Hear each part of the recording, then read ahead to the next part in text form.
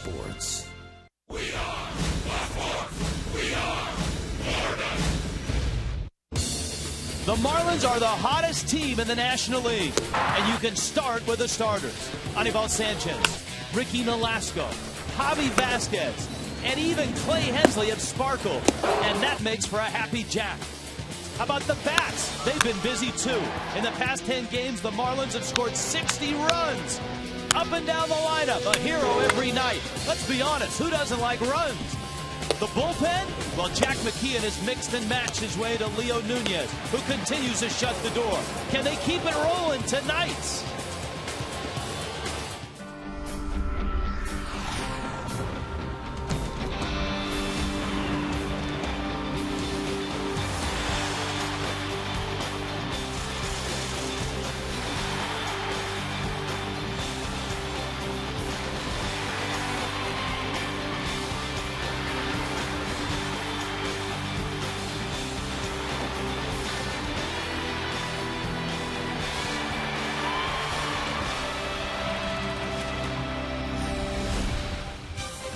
Back home are the Marlins. It was a 5-game road trip and a good one. The Marlins won 4 of 5, 3 of 4 in Chicago. And last night, that one-night stand in New York, success. And the Marlins come home the hottest team in the National League and just 2 under. They open a 3-game series against the Padres. Hey, Cameron Maybin is back in town. Good to see a good guy. He'll be in center field for the San Diego Padres. Marlins and Padres. Hi, everybody. Rich Waltz along with Tommy Hutton. Well, the Marlins are playing well. Everybody knows that. They've won 9 of 10. The question is, Tommy, can they keep it going at home? Because this has not been a good ball club in this stadium. Yeah, it's been amazing, Rich. The ball club has actually played better on the year away from Sun Life. This is an opportunity against a ball club that has struggled, the San Diego Padres, to play well and start this homestand on a good note. Okay, if you're going to go on a run like winning 9 of 10, you got to have the ingredients for it. And the Marlins have done it just about every place, and they've done it well. Well, they've done it by scoring runs. Guys have been hot. It all has started at the top of the order with Bonifacio, Stanton, Hanley. They've swung the bats well. Morrison's been productive. They've stolen bases. Of course, most of those are Bonifacio's. They've hit well in clutch situations. The starters, look at the ERA of the starters, and the bullpen with Jack's mixing and matching has been tremendous. So you add all those things together, that's why you put together a nice streak. Well, the Marlins starters and the bullpen better be good in this 3-game series, because that's the strength of the San Diego Padres. And as we look at the pitching matchup in tonight's ball game, I guess you could say about both starters, since our Coventry Healthcare of Florida starting matchup, both starters are better than their 1-loss record. Yeah, they are. Stauffer's been their most consistent guy coming out of their rotation in his 19 starts. And Anibal Sanchez has been the hard luck guy lately. He's just 0-1 with an ERA of a little over 4 in his last 6 starts. And I look back, very easily could have won 4 of those games. And Sanchez, who did not accompany the team to New York, he's been here a day and a half, getting ready to roll. Center field, put me in, coach. Mike Cameron is in there tonight. We'll talk about center field as the Marlins get set to take on the San Diego Padres. It's Game 1. It's good to be home.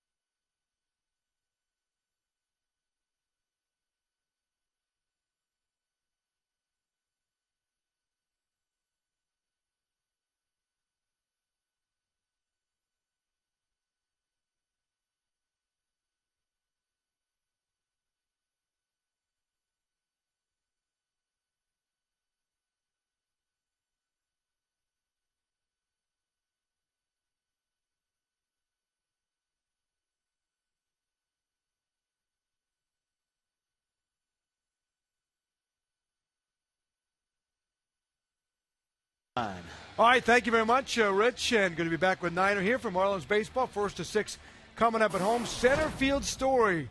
Chris Coghlan certainly handled it well defensively, but that knee problem has been an issue. Originally, the Marlins, you recall, in June, were sending Coghlan down to AAA. Then Coghlan said, no, that knee is bothering me, so he wound up going on the disabled list.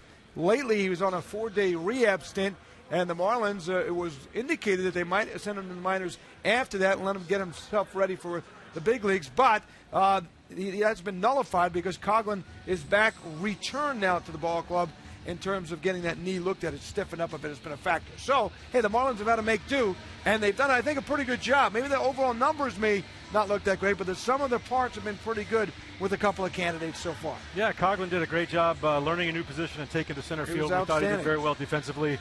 But then you bring in this new crew of guys, and one of them was Dwayne Wise, came in spring training, had an outstanding spring training. A lot of guys thought he might make the club as a fifth or fourth outfielder. Had some toe problems there at the end of spring training, but he's a great guy off the bench. And talk about defensively in the outfield, outstanding defense, no loss there whatsoever. Ryan Peterson also has been a little bit of a factor too. Another guy that is a great prospect for the Marlins. They brought him up. Want to see him out there a little bit. Great speed, good instincts out there. Does a good job in the outfield. But the king of them all so far, when they picked up Mike Cameron off waivers from the Boston Red Sox. Guy's been around a long time. A great force in the clubhouse. A great force for the team as far as leadership is concerned. And one of the sweetest, smoothest outfielders you're able to see out in center field. And he's had some big hits. I know he only has 4. He's getting his timing down. He told me today he feels a lot better at the plate. But he's had some big hits, a home run the other night. A big single in the game yesterday. Gave him a 3rd run. I think he's coming along at the plate, too. Well, as a center fielder, he's going to make both corner guys a lot better because they're going to have a confidence, know that he's going to cover anything in those gaps and cover it well. All right. We got baseball coming up for you. The San Diego Padres. It's the first meeting of the year between the Friars and the Fish. And Rich Walton and Tommy Hutt.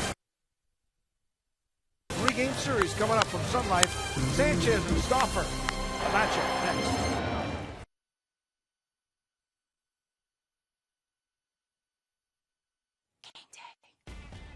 It's about loyalty. We don't believe in bandwagons.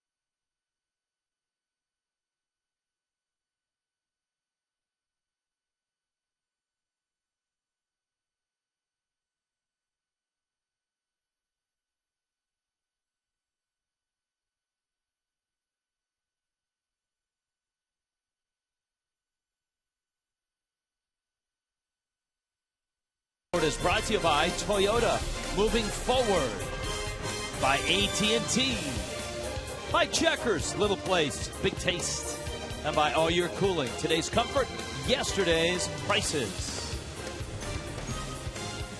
In Miami, Bud Black and his San Diego Padres are here for a 3-game engagement. Game 1 is tonight. The Padres had an off day. They were here yesterday, well rested. The Marlins rolling in late night, early morning from New York. Warren Henry brings you the Friars in this order. Will Venable is in right field. Everett Cabrera is the shortstop. Cameron Maben is hitting third out in center field. Ryan Ludwig is in left field. Orlando Hudson at second base. And the kid from Parkland, Anthony Rizzo, at first base. Alberto Gonzalez is at third base. Rob Johnson will do the catching, and Tim Stauffer will hit ninth. Well, a well-rested, as you said, Rich, Anibal Sanchez trying to pick up win number 7, and it's been a while because he's had 6 starts without a win. During that time, the ERA over 4, mainly because of one particular start. Other than that, he's thrown well his last time out in Chicago. 6 1/3, gave up 4 hits, just a couple of runs to the Cubs. So Sanchi tried to get it back on track as far as winning games and staying consistent the way he's been on the mound with his stuff. And you get a sense, Tommy, that in this series, these are going to be 3-2 ball games, 2-1 ball games, 4-3 ball games. It's the type of games that the Padres play. There's a liner that is foul off the bat of Will Venable. Will Venable, Everett Cabrera, and Cameron Maben to face Sanchez here in the first. It's a type of series, Rich, because of that. You're going to have to do all the things right, all the little things. Get those little things done because one run's going to be very important. Venable, the Princeton product. His father, Max, a longtime big leaguer. Good sharp breaking ball, and down goes Venable. So a good start for Anibal Sanchez. The Marlins defensively much improved from last year. Much improved, and that's been part of the reason they've played so well. Warren Henry brings you that defense. Momo, Cameron, and Stanton around the infield the same. And John Buck is behind the plate. Everett Cabrera, the young shortstop who has been down at AAA all year in Tucson, putting up good numbers, is here for a couple of days because Jason Bartlett is on maternity leave. His wife delivered the baby. Bartlett will be here tomorrow, so this may be the only game that we see Everett Cabrera, but he's made some improvements, Tommy, offensively. Well, he needed to. We saw him. He came up at a real young age. He still is. And was a little bit overmatched, but defensively just tremendous. How about the last fastball, by the way? 96 from Sanchez. So Sanchez is feeling good. Cabrera behind in the count, 0-2. Everett Cabrera is just 24. He's a switch hitter. And Bud Black said before the ball game that Padres, I think, are still trying to figure out what type of player he's going to be. Is he going to be an everyday player in the big leagues? Or is he going to be a Emilio Bonifacio, Alfredo Amezaga type of guy? And I must note that when Bud Black said Amezaga's name, he had a smile on his face. He had Amezaga with the Angels. He says, oh, I love Mezzi. We all have a smile on our face when we say Amezaga. Now everyone has a smile on their face when they say Bonifacio as well. 2-2 coming to Cabrera, the Padres shortstop, and he pulls one to the right side. Infante, who has played so well out at second base, flips it over to first. And Sanchez has 2 outs on 8 pitches. All Year Cooling brings you the weather report. And there's some gray stuff in and around South Florida. Rain is possible, but right now 84 degrees, high humidity. But this actually feels nice compared to what the Marlins played in Chicago in that 4-game series. Yeah, somebody said to me today, a little hot now that you've returned home. I said, this is better than Chicago on Sunday. Here's Cameron Maben. And, of course, Maben back against the Marlins, the team in which he got a shot to play in the big leagues. He obviously had just a cup of coffee with the Tigers before being traded to the Marlins. Still only 24, Asheville, North Carolina native, and a really good guy.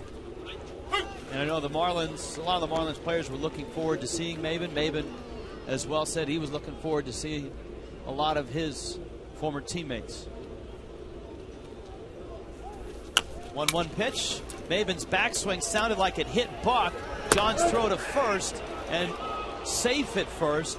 Buck got clocked with the backswing by Maben and is having the discussion right now with a home plate umpire. That's almost like no harm, no foul. Kind of an in-between chopper. Watch the backswing. No, actually, he lets go of the bat. I don't think John would have made this play anyway, and Sanchez really didn't want to, and Maben's speed was able to beat it out for an infield single. It looks like JB's okay. Now, the Padres don't hit much, but when they get on base, they run, and they run effectively. Maben has stolen 14 of 16 bases this year.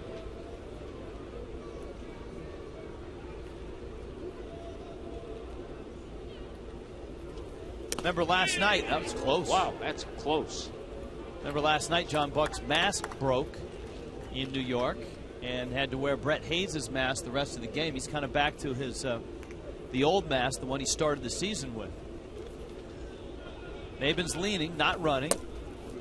And Sanchez misses outside. Ryan Ludwig was acquired as a complimentary piece to Adrian Gonzalez. And now that Gonzalez has gone to the Boston Red Sox, he's kind of the main cog in the middle of the lineup. Yeah, all of a sudden, he's the man. He is the man as far as home runs and RBIs. Ludwig swings and misses. Chase Headley is out right now with a strained right calf. He has missed the last couple of games for the Padres. He's not on the disabled list. So you've got Maben in the 3 spot, Ludwig hitting cleanup, and Orlando Hudson hitting 5th.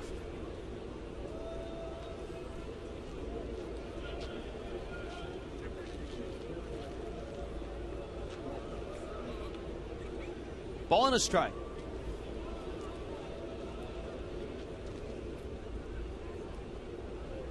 Maben was leaning. I would imagine, and you and I have talked over the years about Davey Lopes. I would also imagine Dave Roberts has been very instrumental in the stolen bases that the Padres have put together. There goes Maben. Great jump, so it's a good thing Ludwig fouled it off. Counts 1-2.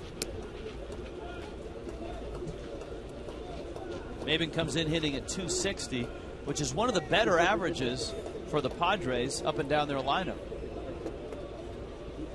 There's a look at Roberts.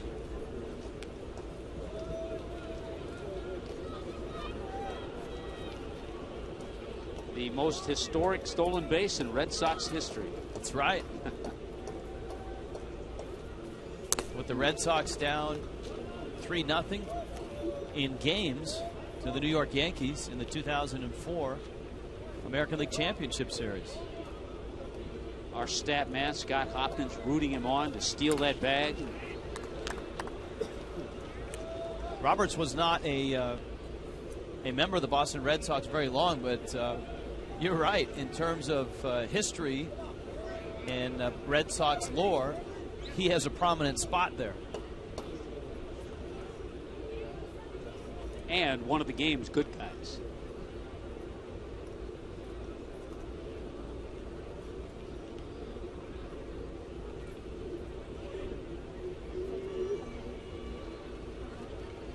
I think right now, if you're Anibal Sanchez, you can't focus all your attention on Maben. You've got 2 strikes on Ludwig. Make a good pitch. It doesn't matter if he gets a good jump. Not running. Ludwig pops it foul and out of play. Hey, it's Email Tuesday. It is Tuesday, isn't it? It is. We're all a little punchy. Well, it's our 3rd city in 3 nights. In 3 nights. Everyone got to bed about 4 or 5 o'clock in the morning. There's the email. Go to foxsportsflorida.com. Click on the Marlins link. Scroll down, and there's an email to booth spot. Or FS Marlins on Twitter. The crack staff will be monitoring the Twitter account tonight as well as the email account. Should I throw out the ceremonial first email? Yeah, quick one with 2 strikes and 2 outs. Troy wants to know. He's in Lake City. Marlins have been on a roll. Do you think the Marlins can catch the Phillies and the Braves? And when will JJ be back in the rotation? Jack has said, get to 500 first and then worry about where you are from there. So that answers the first part. Pitch out, Maben's not running. Well, yeah, you can't even think about the Braves and the Phillies right now. You have to just play your games and get to 500. Take your chances from there.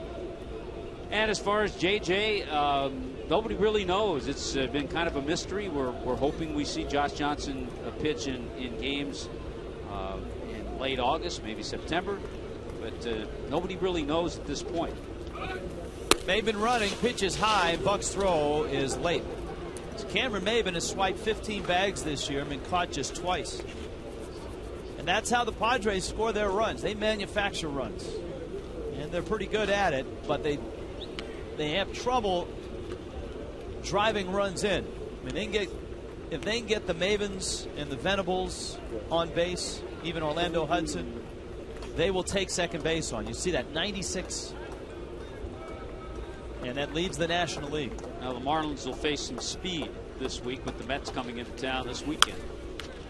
I think in a case like Maben, it's almost similar to the situation we talked about with Emilio Bonifacio.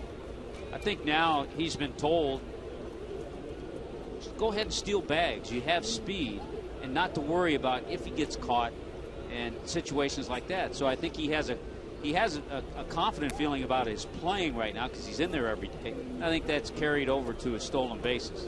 Yeah, Padres are happy with what they've seen with Maben so far this year.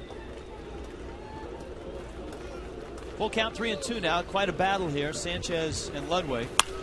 And Ludwig cracks it into right center field. That ball's hit deep. Cameron won't get it. It bounces into the seats.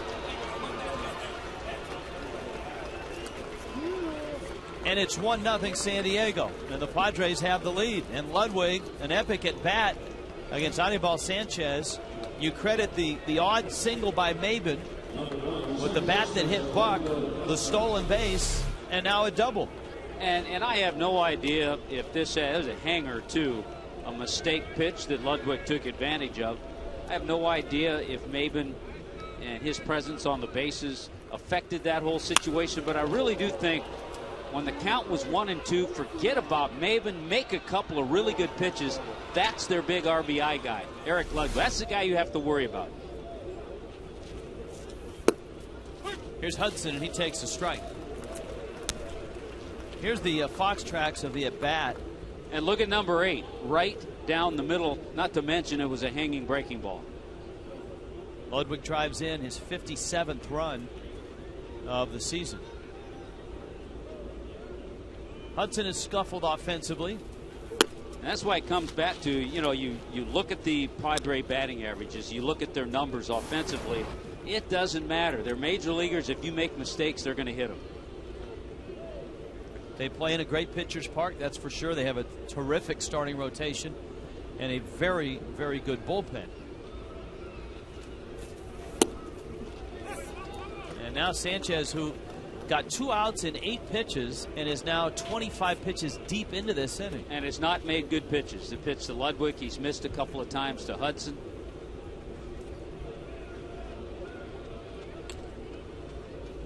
Jack McKee and Randy St. Clair watching.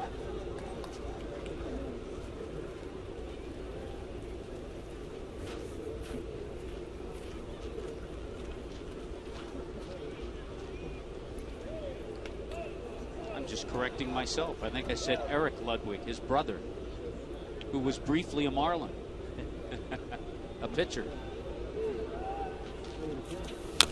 Well, both Ludwigs are from Las Vegas, Eric and Ryan, and both were bat boys for the AAA team in Las Vegas and clubhouse guys when they were kids. Hanging around the game.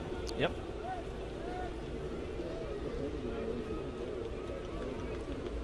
Cashman Field was their second home.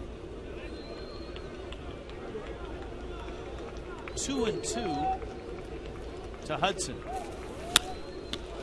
Breaking ball, fly ball, long run for Morrison, and it falls, and it gets by him. And Hudson has himself a double. And so the Padres have 2 runs right out of the chute.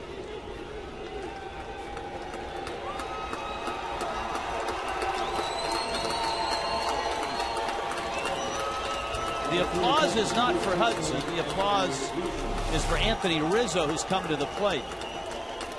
Just couldn't get there, and then the ball takes a funny little skip. Instead of bouncing to Logan Morrison, it skips by him. And all of a sudden, 2 runs for the Padres is a big lead for them. Yes. With a guy who is starting for the Padres and Tim Stauffer doesn't get a lot of support. There's a look at Rizzo. And this is really a special series for him. Parkland native, Douglas High School. He got off to a great start, has been scuffling lately. He's just 21. He will turn 22 in early August.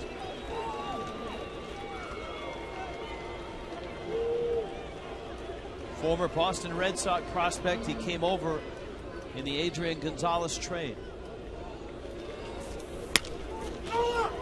Roller to first. Gabby has it. Sanchez is there and he steps on the bag, but the Padres get 3 consecutive hits with 2 outs and lead at 2-0.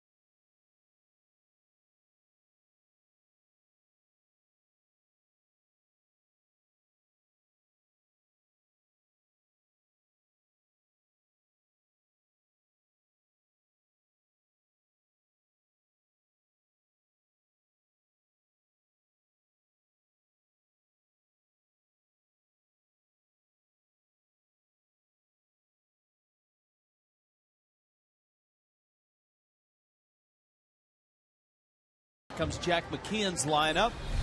And as Jack told us, when the Marlins are rolling, his lineup isn't going to change much. Warren Henry brings you tonight's lineup. Bonifacio with his 17-game hit streak. Omar Infante, Logan Morrison, Hanley in the cleanup spot. Gabby behind him. Mike Stanton had a nice road trip. Mike Cameron in center field. John Buck hits 8th, and Anibal Sanchez hits 9th. Well, the way to really answer back is to try to put something on the board. They're going to have to do it against Tim Stauffer, making his 20th start. Look at that, 5-6, but a 2.97 ERA. Bonifacio takes outside. Omar Infante, Logan Morrison to follow. That misses away as well. Stauffer, not a high walks guy, just 31 walks. And this is start number 20. So he can throw strikes, and that one catches the inside corner. Yeah, and again, we've talked about this pitching staff of the Padres. It carries over into their bullpen, a very solid bullpen, especially when you get to the back end. Guys like Adams, Gregerson, Heath Bell. Bonifacio shoots it down the line, and it's foul. And it's out of play. Tim Stauffer, 29. Tell us about it. Well, he has a big curveball to go along with the cutter and the breaking ball. The cutter's kind of like a slider, hard to distinguish. And you mentioned the little walks. He likes to work fast, so he doesn't take too much time out there. Bonifacio at 17 games, the longest hit streak in the big leagues right now. And he shoots that one into center field. Maben started in and now pulls up and makes the catch. Padres defensively. Well, check in on the defense. There's Ryan Ludwig, Maben, and Venable. We've all seen Cameron play the outfield. Alberto Gonzalez, Everett Cabrera, Hudson, the Gold Glover, Anthony Rizzo, local kid, Rob Johnson behind the plate. Brought to you by Warren Henry. Now Infante against Stauffer. Our emails tonight and our tweets for that matter. if you've got ballpark questions, tonight's a good night to send them along. Claude Delorme, Vice President of Ballpark Development, will be here. Infante pulls that one down the left field line. Ludwig's not going to get there. He'll pick it up. Infante will hold with a single. Good throw by Ludwig, who does throw well, though doesn't have the best of range and left. So a base hit by Infante, and here comes Lomo. 4 base hits in his last 8 trips for Omar Infante, and I think, as we talked about, that day off did him some good in Chicago. So a good approach. Ball got away from Ludwig, but you're right, as a left-handed thrower, you've got to turn and get your body squared up. He made a good throw back into second. Here's Logan Morrison now. Morrison takes a strike. Lomo on the road trip had just 4 hits, but they all seem to be big ones. They all drove in runs. In fact, he drove in 7 runs with those 4 hits, including a 3-run homer in Chicago.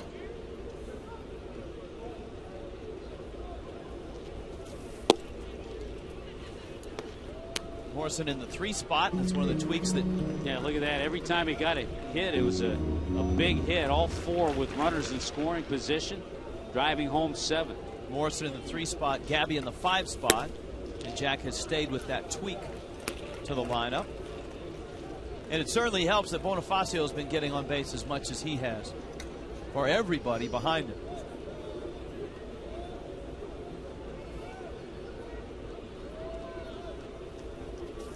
2-1 pitch is fouled back. If you're watching the telecast on DirecTV, we apologize for the audio issues. Our engineers and crack staff are working feverishly to fix it. We've just been told there are audio issues. Oftentimes we're told that when everything is going well. So tonight we really apologize for it. It was our fans who were sending in tweets that tipped us off to it. So we're working on it. Heads up. Good call. Hey, the thing about, you talked about Bonifacio during his streak. He's not on now, but he has scored 17 runs. So that's been the whole key to set up guys like Hanley and Lomo. Morrison is feeding souvenirs into the seats. The count stays at 2-2.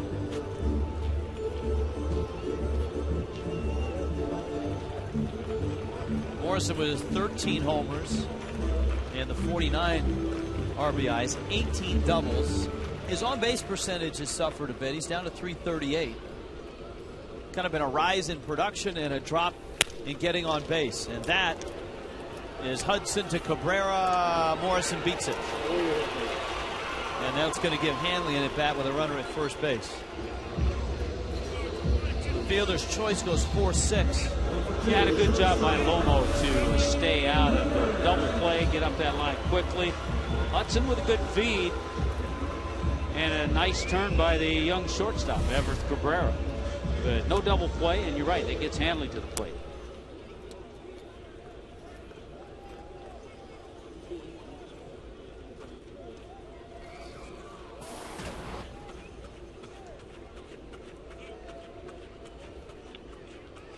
Hanley digging in. You see his average now up to 255, and a very good road trip for Hanley as well.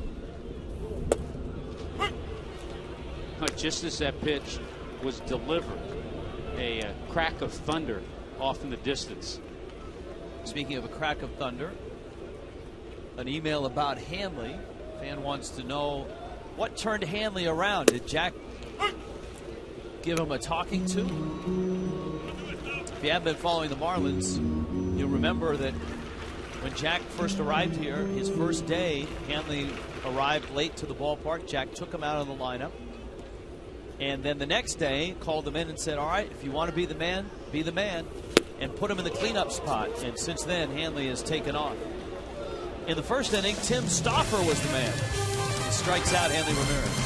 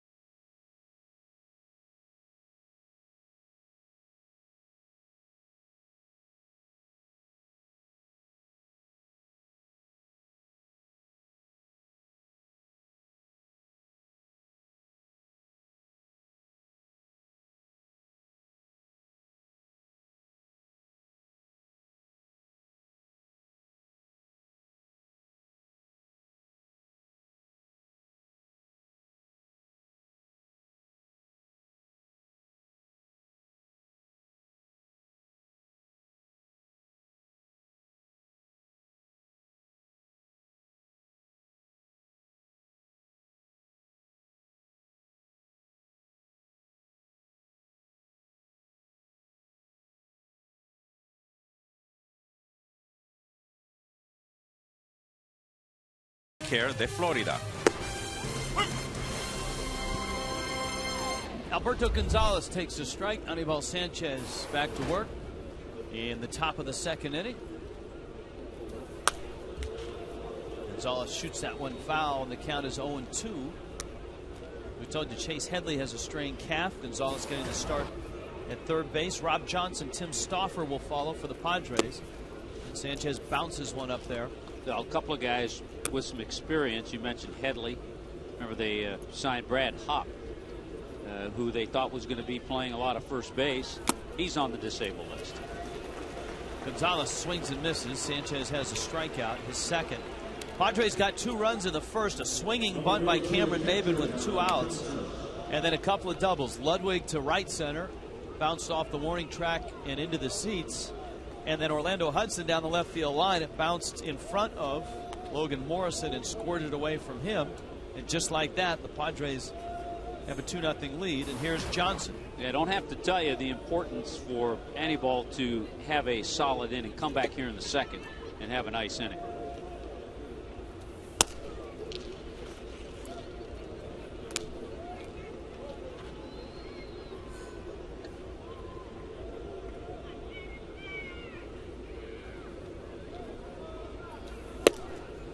From Twitter, Michael wants to know, he's heard the term pitching to center field before. Can you possibly elaborate on what that means? Good question. We'll talk about it after this pitch. If you can do it, and basically you're trying to make pitches that a batter's not going to pull. And you hear in ballparks like San Diego, San Francisco, it's a good example. If you can pitch and get hitters to hit a lot of fly balls into center, left center, right center, you're going to have some success because it takes a pretty good jolt to hit them out of those ballparks to center field. And this ballpark qualifies as well. Yes, it does.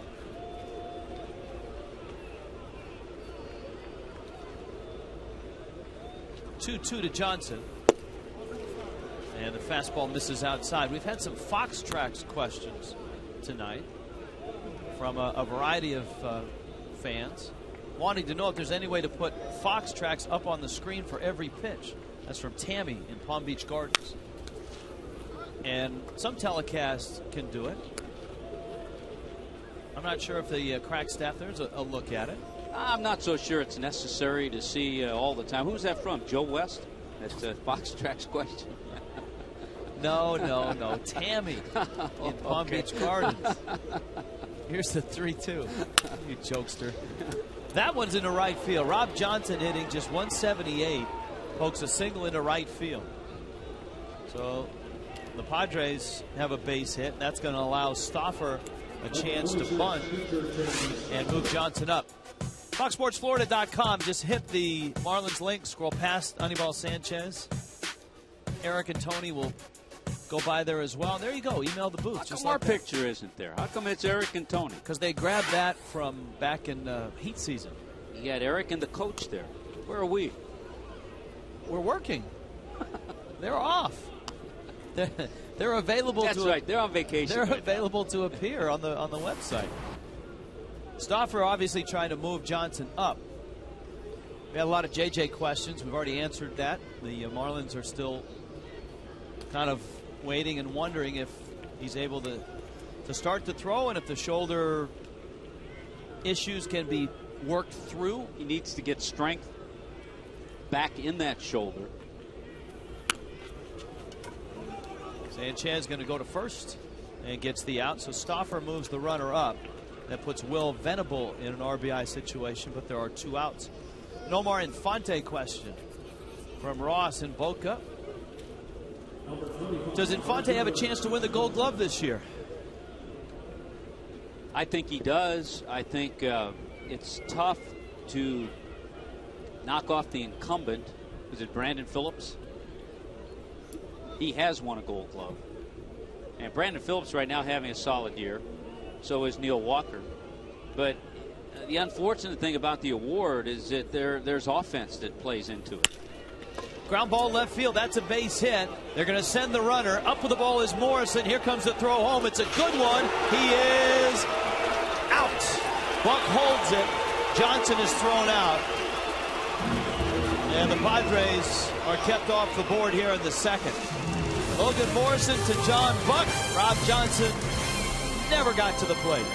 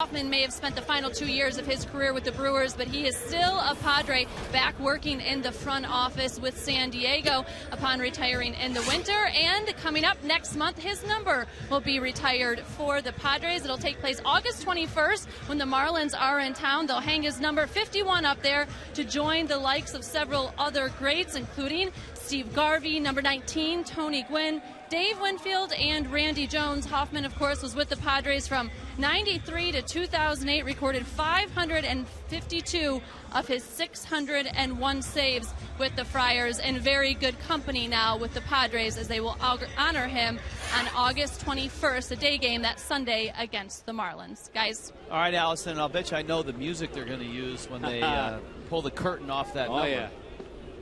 Little AC/DC, Hell's Bells. Boy, a guy who not only did it on the field, but was a standout member of his community in San Diego. Absolutely. Here's Gabby Sanchez now. If there's one hitter that the Marlins would like to see get going, it's Gabby. His last 25 games, he's hit just 187 and has just one home run in those 25 games. He pulls that one foul. The Marlins depended so much on Gabby in April and May, and even in June when everything else was falling apart, Gabby still produced early in the month. But as June wore on, you could see the numbers have declined. Stoffer misses away. It's 2-2. Tried to make a couple of adjustments with the hands, with the feet. Got a Perry Hill question. Rick from Royal Palm Beach. I've heard you talk repeatedly about Perry Hill and his expertise in teaching infielders the game.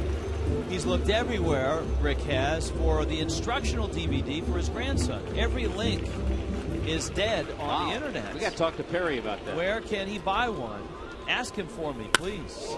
Gabby cranks it into left field, and even though Ludwig makes the catch, that's a good sign. That's one of the better balls that Gabby has hit this past week. That's one of those things. It's a good sign, and for all of us who watch. But man, are you frustrated if you're Gabby Sanchez, because you haven't had that kind of swing for a while, and you have that good swing, and he lines it out to left field. Hopefully, he can build off that line drive out. And we'll ask Perry Hill if those DVDs are still available. They're highly recommended by a lot of Gold Glove major leaguers, by the way.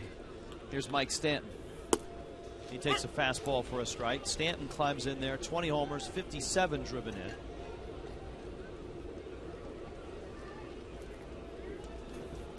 Mike takes outside. Two-run double was a big hit last night in New York as the Marlins beat the Mets 4-1. Stanton drove in 6 on the road trip. Yeah, Mike is just an RBI from getting into the top 10 in the National League in RBIs. The count is 2-1. You mentioned last day we were talking about Josh Johnson's shoulder. Tim Stauffer had shoulder surgery, missed all of 2008. He missed part of change up there. Missed part of last year. He had an emergency appendectomy, and that knocked him out for almost 2 months. His ERA last year was 1.85, 25 relief appearances and 7 starts. Here's the 2-2. I think wasn't Stauffer the guy who was having the appendectomy problems in his hotel, and he Googled appendectomy or appendicitis and realized that, hey, he better seek a little help here. He diagnosed himself? Yeah. We'll have to Google that ourselves to find out if he was the guy. Or maybe some of our Twitter Nation can get on that one. There was a guy last year, the year before, that happened to.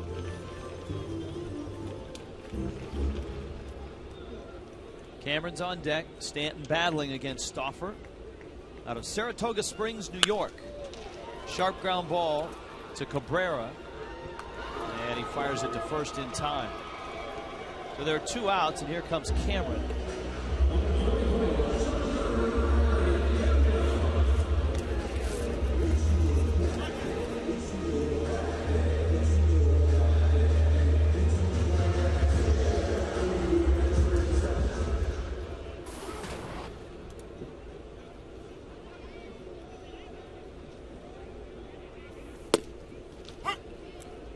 Cameron takes a strike. Mike's bat starting to show signs of life. He knocked in a run last night with an RBI single. That was a big hit. That was the 3rd run that came in that 4th inning. All the runs scoring with 2 out. Nasty breaking ball by Stauffer, who ended up pitching at the University of Richmond, by the way, and was a first-round pick. And he pitched a lot in college, so much so that he injured his shoulder, and it cost him about $2 million. At the knees. Man. He strikes out Mike Cameron.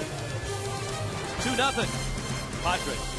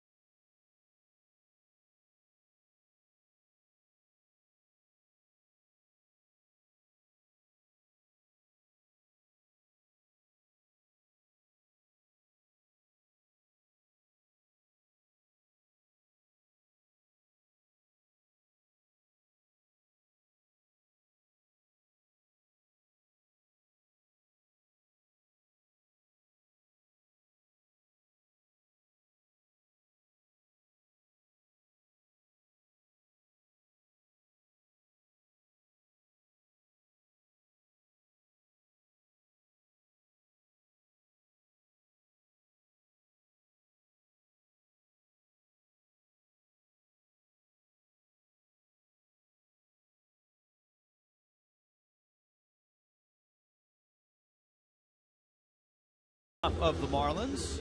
It's a big night here at the ballpark for some fantasy auction winners, and Jeff Conine is with them right now. Niner? Thanks, Rich. I'm up here in Suite 245A with the winner of the fantasy auction. You so graciously donated to the Marlins Community Foundation and been quite a supporter over the years. Yes, we've done it for the last 3 years. Went to L.A. and then we just got back from the cruise from the last year's auction. That's great. Why do you find it so important to give back? Well, you know, it's all about kids. These days, you got to take care of the kids, and there's a lot of unfortunate ones. And fortunately, with my business and my position, we're able to do it. So we like to get on there and help out when we can. Outstanding. You brought your son and most of his baseball team here. They're having a good time? Yeah. My Southridge guys are here. Say hello, everybody. Having a good time up here in Suite 245. We'll continue to have a good time. And thank you very much, John, for joining us. Thank you very much. Hey, Back to you. Hey, Niner, what's to eat there? Anything good? What's to eat here? What do you guys got to eat? Anything good? Wow, he said everything, and everything's good, whatever that means. How about ice cream, Niner? We saw you kill some ice cream. You saw that? Yeah. You saw me let the kid win, right? You saw me let him win, right? Just trying to make him feel good. Good work out there. And tell John thank you for contributing to the Community Foundation and the Fantasy Auction. Everett Cabrera, Cameron Maben, Ryan Ludwig against Anibal Sanchez. And Sanchez strikes out Everett Cabrera. It's kind of been an uneven start so far for Sanchez, who's given up 5 hits to a ball club that doesn't accumulate hits at all. They're last in the National League in hitting. Yeah, 46 pitches, 2 for Sanchez with 1 out here in the 3rd inning. Email night tonight. And a Cameron Maben email. But, of course, I have to scroll and find it because we've got a long list. I was about to give you a Scott Kazmir email. Maben stands in. It was his swinging bunt that started the rally in the 1st inning. A little dribbler out in front of the plate. He actually lost his bat, and it hit John Buck. And when Maben came around to score, you could hear him apologize to Buck as he trotted by. And he fouls that one back.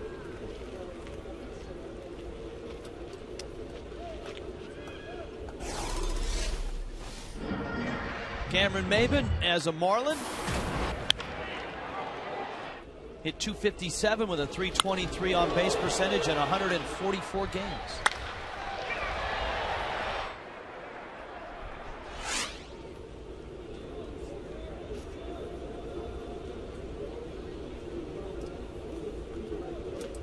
Of course, the Marlins receiving a couple of right-handed arms in the bullpen. Ryan Webb, Edward Mujica in that deal for Maben.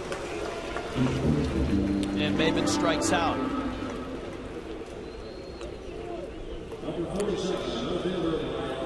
Ryan Webb still on the disabled list. Mujica is awake. There's the Lucky Charm down there. This copyrighted telecast presented by the authority of the Marlins may not be reproduced or retransmitted in any form. Counts and descriptions of the game may not be disseminated without the express written consent of the Marlins. Tyler had the Cameron Maben question from Fort Lauderdale. Given how young he still is, why did the Marlins trade him so quickly? Was it because they liked Chris Coughlin in center field better? Or because they needed the bullpen help? I think it was because they needed that bullpen help. It was an area that the Marlins zeroed in on in the offseason to improve their ball club, and it has paid off. The bullpen has been solid this year. Here's the 2-0 pitch. It's a tough deal for a club to make. It's always tough when you have a young player that does have some tools. You've seen him for 2 or 3 years, and he had some chances. I don't know if he ever had the chance that he's getting with San Diego now, maybe.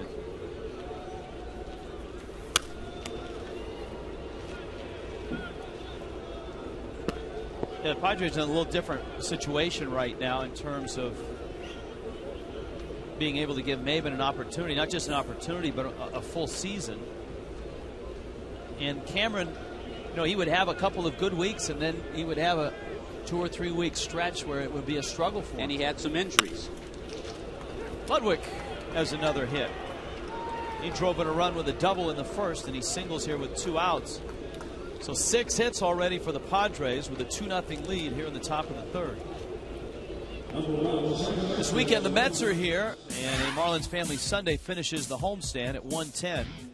Fans can take a photo with a Marlins player at the strike zone pregame. Kids can run the bases after the game in the Diamond Dash. 1-877-MARLINS or go to marlins.com. Now Orlando Hudson.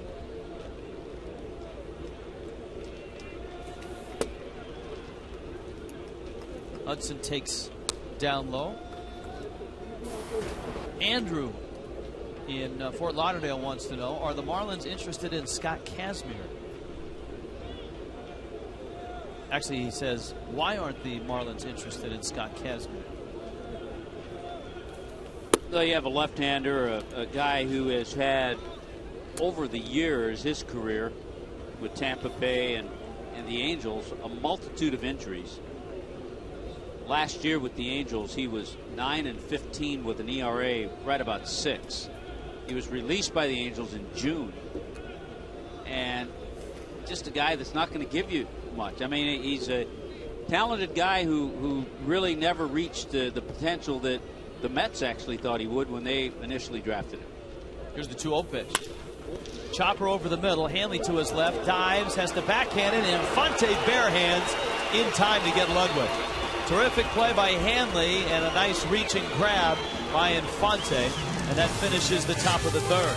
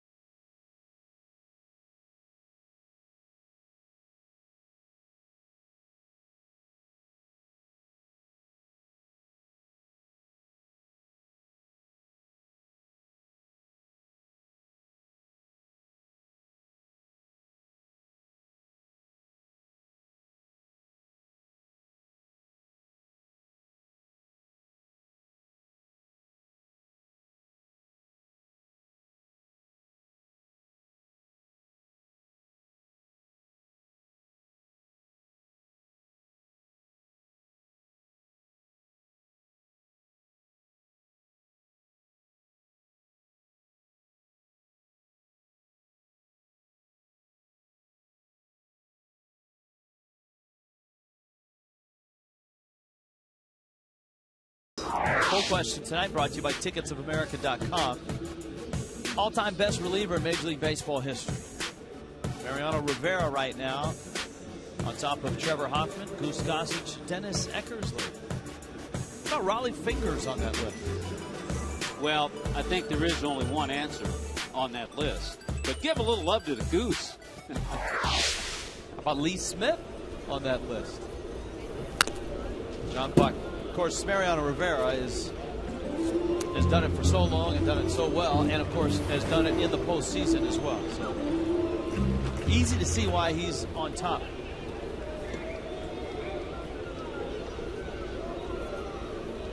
Here's the 0-1 pitch. Buck breaks his bat, pops it up. Stauffer actually comes over and makes that catch. Well, you don't see that too often. I kind of like it.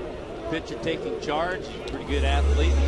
Got off the mound, and knowing that his third baseman, Alberto Gonzalez, was playing back with John Buck, the hitter. So a long way for Gonzalez. Stauffer gets over, makes the call, and makes the catch. Anibal Sanchez is the hitter. From Twitter, a few tweets. Allen noting that Ryan Ludwig, in his mind, is one of only 2 players currently playing in the majors who hits right-handed and throws left-handed. Can you name the other? And that's a slam dunk for any Marlin fan. Yeah, and also someone who's not a pitcher. You have to exclude pitchers in that, but that would be Cody. So Cody did pitch. Well, that's true. I'm amazed that there's only 2 in the big leagues. right now. I mean, I don't know where to check that. Is there a actual... we're taking that for fact from Twitter Nation. I'm not sure if we can do that. Is there a site where you can check number of players that they hit right-handed that throw left-handed? How about that? Sanchez draws the walk. Of course, the Hall of Famer who did that, Ricky Henderson. We will, Alan, for your information, just for us as well, we will check with our crack staff, see if they've got a database, but a good observation as Bud Black, the skipper of the Padres, watches. Here comes Bonifacio with Sanchez at first. Bonifacio lined out, hit it on the button. The center fielder Cameron Maben to open up the ball game. 17 straight for Bonifacio. And Stauffer misses high. Jeff Kellogg, by the way, is the home plate umpire with Mark Carlson, Mike Estabrook, and Tim Timmons. You always like to take advantage of a situation with Stauffer walking the pitcher. That one is popped foul and out of play.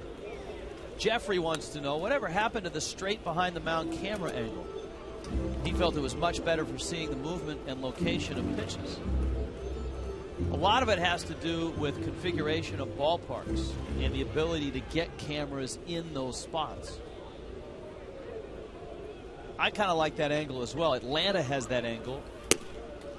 It kind of depends on the ballpark. St. Louis. You know, it's one of those things. Some people did, and some people didn't care for it. I'm with you. I kind of liked it.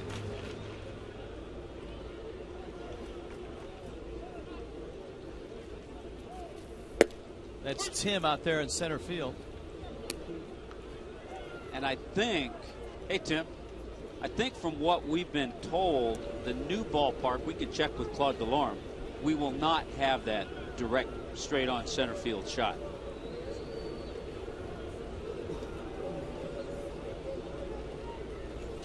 Two. That's one of the... See this right there? Yep. That's the camera position at the new ballpark. Huh. So it's already set up. And Tim will have his own little bunker out there, it looks like. Stauffer misses, and he walks Bonifacio. And so now the Marlins have runners first and second. And there's one out. I'm a little worried about Tim. I mean, those cameras are heavy. And that's a long drop, it looks like. Don't lean forward out there, Tim. Because with the football configuration, see, look, there's no railing. No. Tim checking on workman's comp right now, just to make sure he's paid up. And it's starting to rain a little bit as well. So the rain starts to fall. Infante is up. Stauffer bounces one in the dirt, but remember, you've got Sanchez at second, and he's anchored there. Counts 1-0. So back-to-back walks here in the third inning for the usually very accurate Tim Stauffer. He is working here with a 2-0 lead in the third. Infante to center field, hits it pretty well. Maben goes back, makes the catch. Sanchez is going to tag, but hold at second. And so Infante's hit it hard twice. He got a single in the first, and he lines out here. Here comes Morrison. Well, we talked about Logan Morrison, the big hits he got on the road trip. And over the last 4 games, 4 for 17, but all with runners in scoring position. 7 RBI, so he has that opportunity and that chance right here.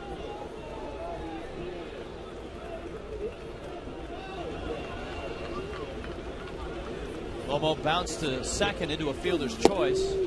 Stauffer tried to catch the corner. It's 1-0.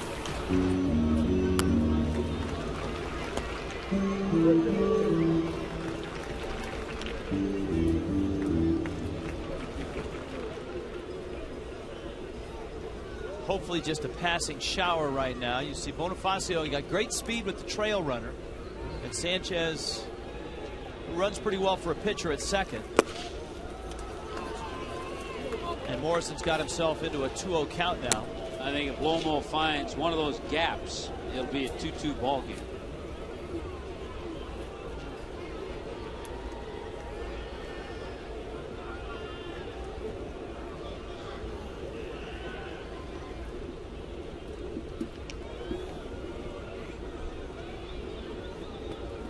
Let's see what he gets 2-0. Johnson asks for time.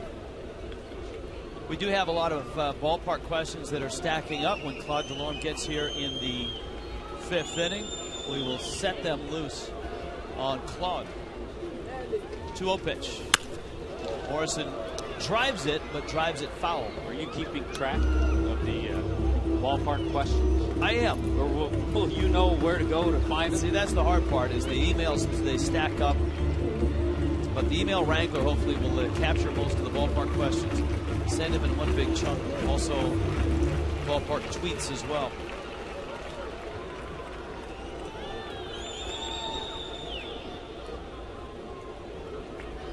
Rain continuing to fall. Marlins still have just one hit in this ball game, the Infante single. That's a letter-high strike. You can hear Jeff Kellogg turning to the Marlins dugout and saying that ball is not up.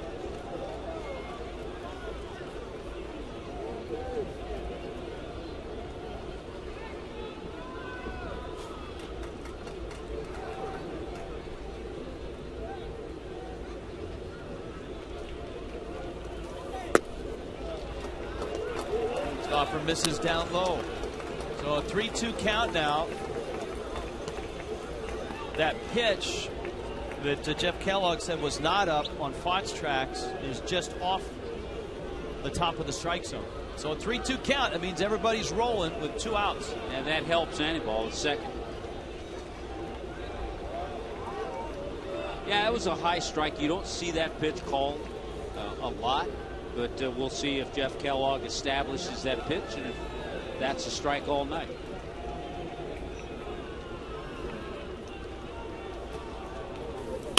Morrison hits it hard. Hudson down to a knee, makes the stop, throws him out. A nice play by the O-Dog, a former Gold Glover, and Stoffer escapes the rain and the bottom of the 3rd. Padres still on top 2-0.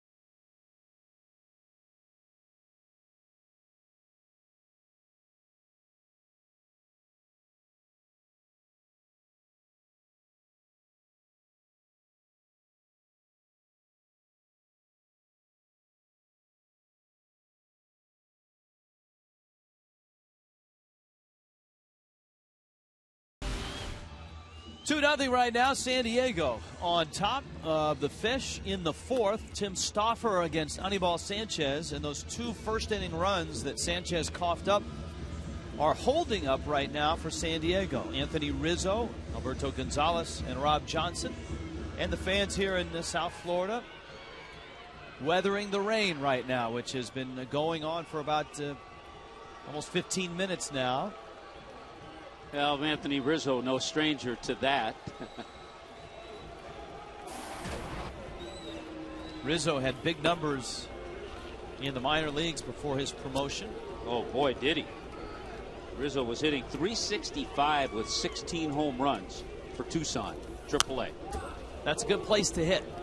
Tucson, always known as a good place for hitters in the Pacific Coast League. I was just thinking, Rich, a guy who Anthony Rizzo certainly can talk to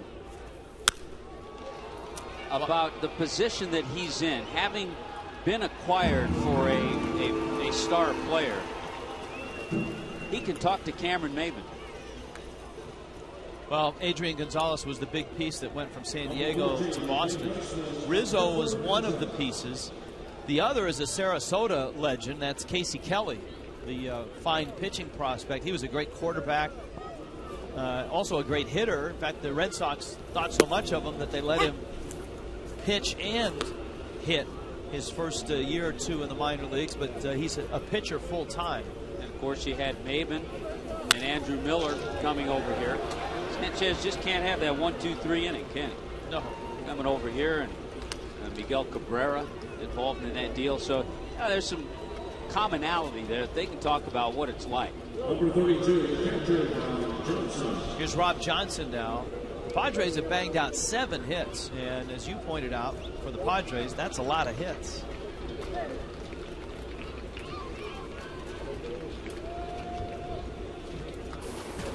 Rafael in Miramar.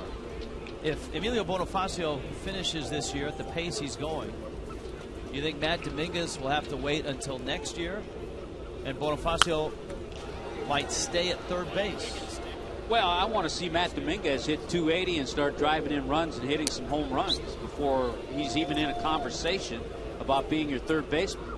I think that's the point that Rafael is making. So, yeah, Bonifacio will be your third baseman.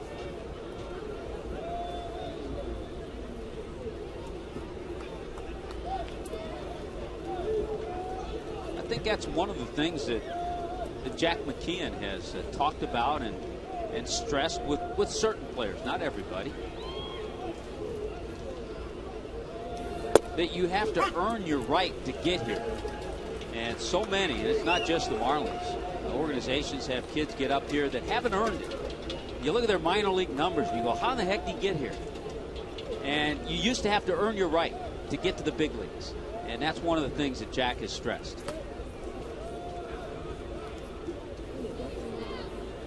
Got a lot of hit streak questions. Louis Castillo has the longest hit streak in Marlins history. How many games?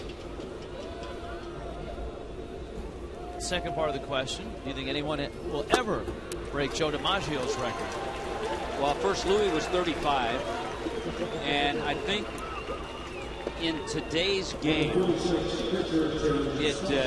I don't think that'll be broken, because I think today's game is so much harder. You've got middle guys, 7th inning, 8th inning guys throwing 95, and I believe, and I think I brought this up one night on one of our other telecasts when Ethier had that 30-game streak. Ethier had already seen more pitchers than Joe DiMaggio saw in his 56-game streak, because he was seeing guys throw complete games, seeing the same guy for 4 or 5 ABs, and that doesn't happen that often now. Tim Stauffer is up, and he takes the ball, and it's 2-0. Remember, Stauffer walked Anibal Sanchez when Sanchez came to the plate. Now Sanchez has gone 2-0 on the Padres pitcher. It would be an interesting chase, that's for sure, because obviously with not only traditional media, but the new media, the social media, if anybody got into the high 30s, low 40s, it would. That's another area of why it would be so tough. When DiMaggio did it, people had to wait till the newspaper came out the next day to look at the box score. Well, his father in the restaurant in San Francisco, they would wait for either a Western Union telegram or the phone to ring and someone from the clubhouse to call him and say Joe went 1 for 3, and if so, the party was on. Sanchez not real happy right now. Well, he's got good stuff tonight, and we commented on that in the first inning. Fastball's been live. but he's been all over the place with it, and his breaking ball hasn't been consistent.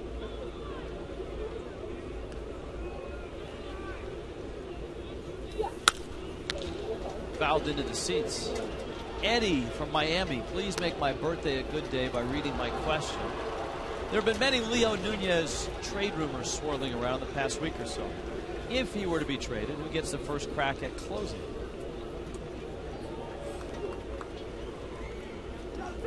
There are rumors surrounding a lot of people in baseball. Nunez's name has been out there. 3-2. Say a couple of Padre names are out there. Ryan Ludwig, Heath Bell, they're closer. Most people feel Heath Bell will not be wearing a Padre uniform after July 30.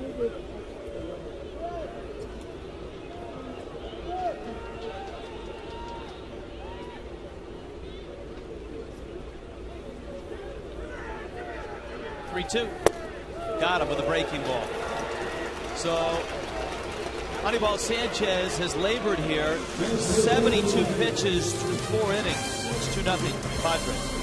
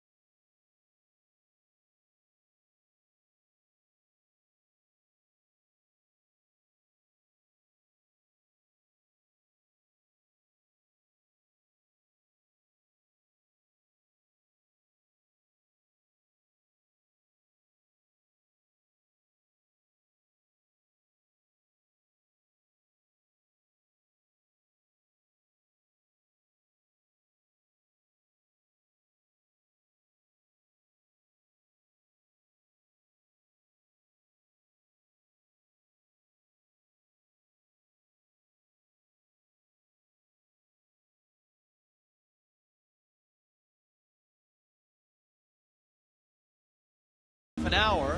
Alan Sigwart, the head groundskeeper, was out to talk to the home plate umpire Jeff Kellogg between innings. Here's the AT&T trivia question. Who's the only Padre to lead the National League in complete games? You got to go back, I would think, to the early Padres, the Randy Jones, Lamar Hoyt,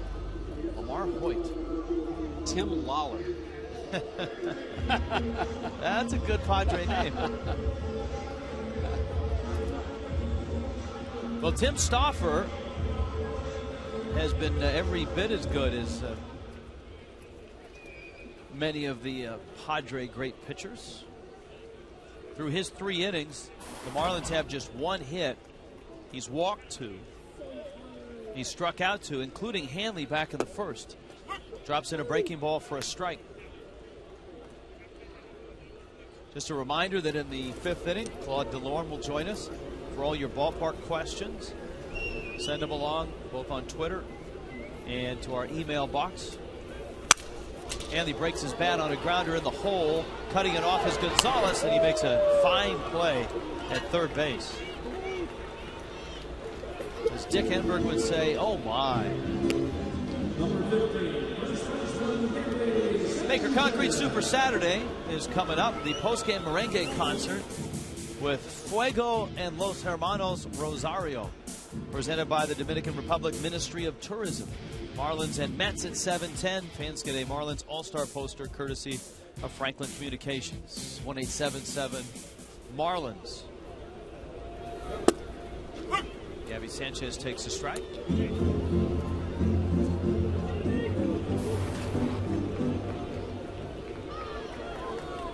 Mike Stanton to follow. And it's 0-2. Gabby lined out to left back in the second inning. Marlins had some loud outs, including the final out of the third inning with runners first and second when Morrison hit a smash up the middle.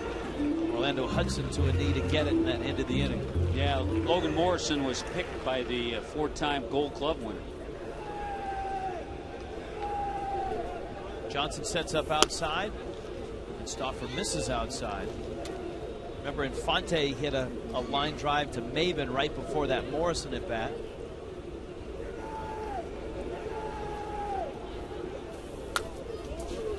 That one fouled back to the screen. Speaking of Dick Enberg, he is in the Padre television booth in his second year of doing games. With our good friend, the ever active Mark Grant.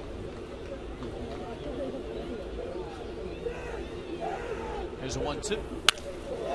There's a base hit for Gabby. Drives it into left center. Maben over to corral it. And it looks like, Tommy, the swing is starting to come back to Gabby Sanchez.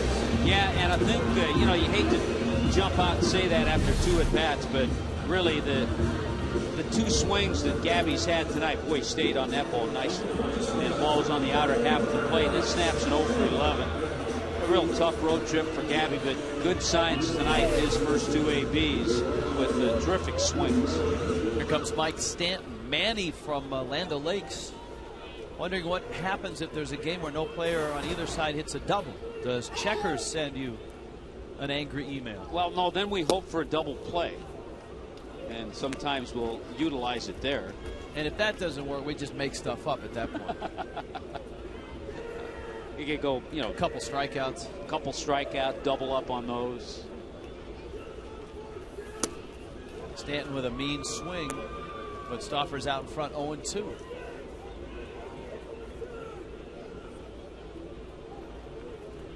Mike bounced to short back in the second.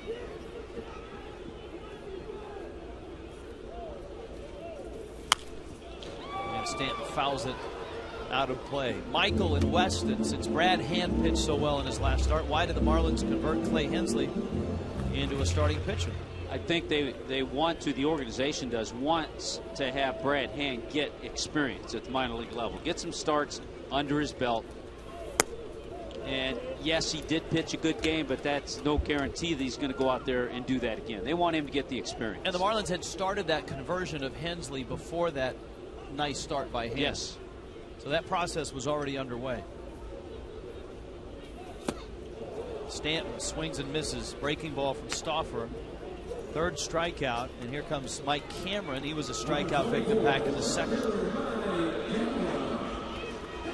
So all I got's Randy Jones on this one. You can throw in a Jake Peavy, too. That's pretty good. I like going back like you did with Randy Jones, because back in the 70s, yeah, look at that, 40 starts. That alone you don't see anymore. Although when Tim Stauffer was at the University of Richmond, he had 18 starts his senior year. He completed 13 of those 18 games, which is admirable. But as I told you, when he finally came to contract terms, he admitted that his shoulder was hurt. And so a $2.6 million offer suddenly became $750,000. Well, a stand-up guy for admitting that, too.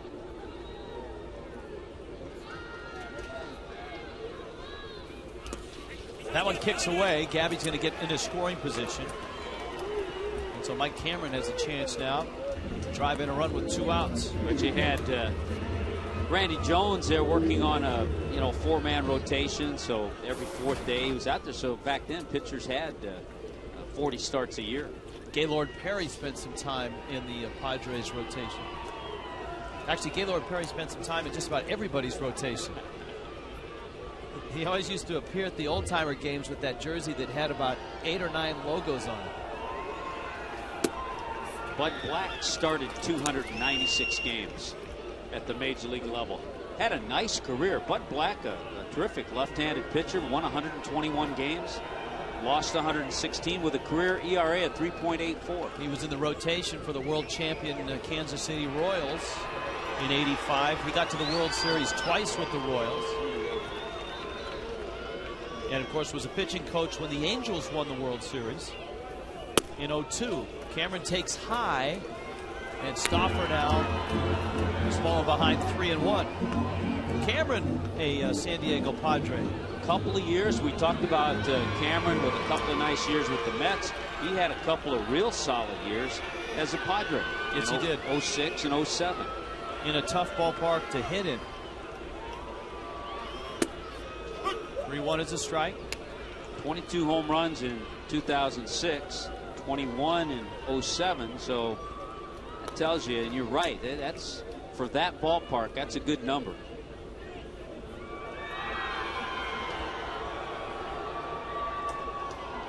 Three-two coming. Fastball, fly ball, right field deep. Venable goes back at the track. A running catch in foul territory. And that's where the Marlins' fourth inning ends. In deepest, darkest right field. 2-0. San Diego.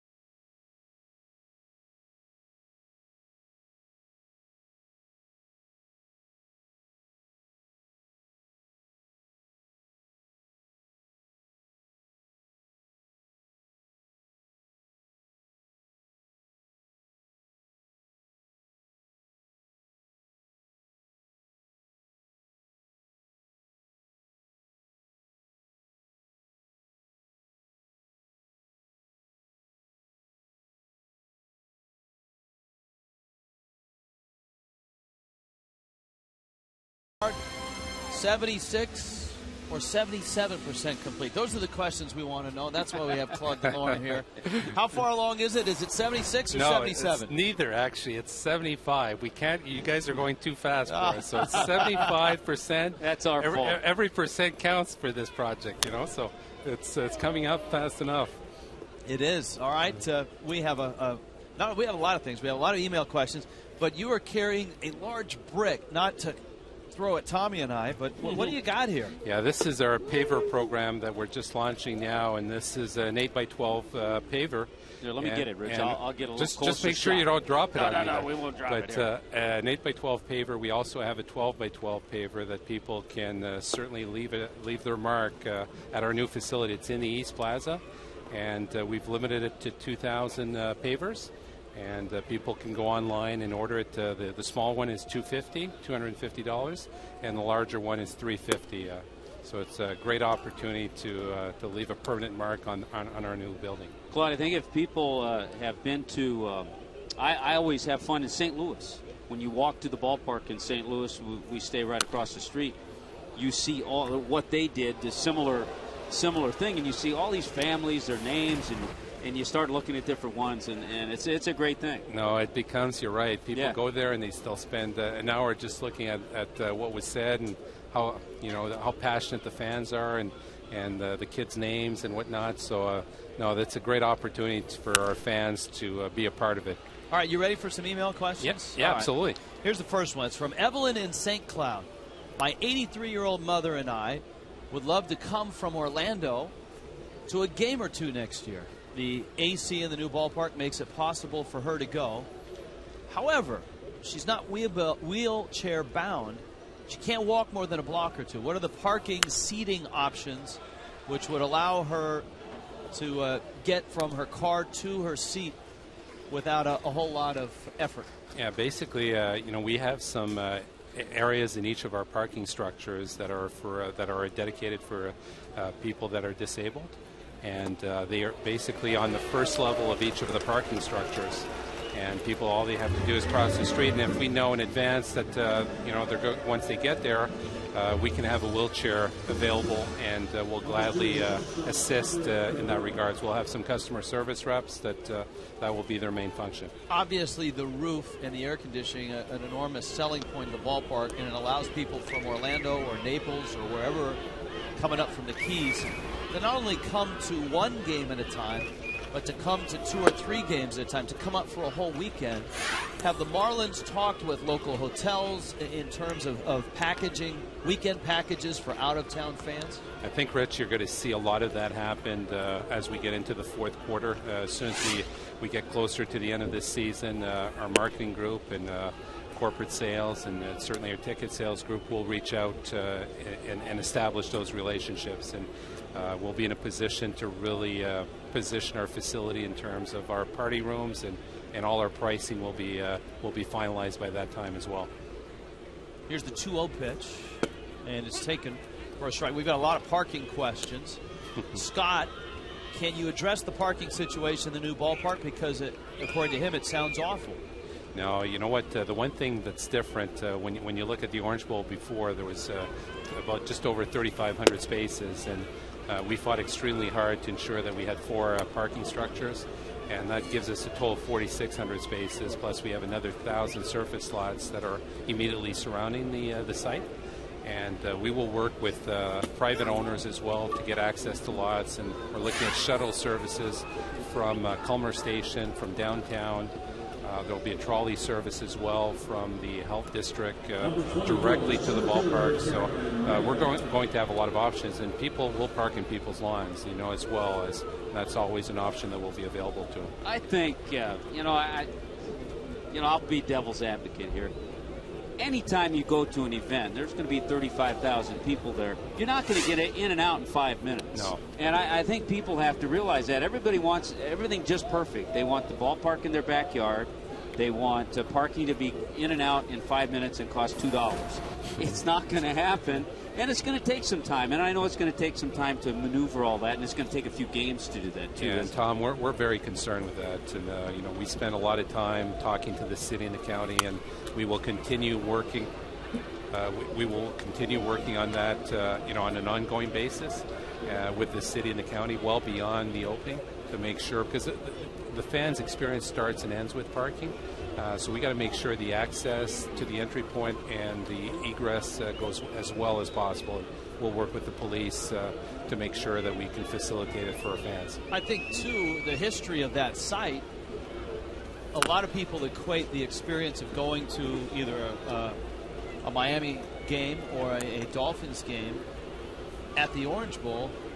Obviously, the seating capacity of the Orange Bowl twice as talking large. 70,000. Yeah, and so parking, number one, there weren't that many surface spots for the Orange Bowl. Number two, you had double the number of people going to those games. Yeah, no, absolutely. There was a lot of tailgating for those events, so people were taking more than one spot as well. But no, we're very concerned, and this is one of the main aspects. We want to make sure that we address a lot of time to this issue, and we're convinced that we're going to make it right for the fans. All right. We've had many of these questions as well. When will the Marlins release the name of the new stadium? If it was up to David, we would have done that a while back, but anytime you sign a deal for the length of period that we're looking at, and you're talking the dollars that are involved, it takes a long time. You know, this has to be approved by a board and so forth. So as soon as we can do it, we promise we're extremely motivated to do it as early as we can. So, but we've got some good news coming for everyone on that front, and you know, it's just going to take a little bit more time. What input does Major League Baseball have, not in the name, but in the construction? How often do they come down, take a look? What input do they have? You know, they were down during spring training. They did a pretty extensive visit, and they paid us a really nice compliment. They said, listen, for you being a year out, we've been to all these facilities, and we've never seen one facility as advanced as this one. So we were extremely pleased, because they weren't saying that just to say it.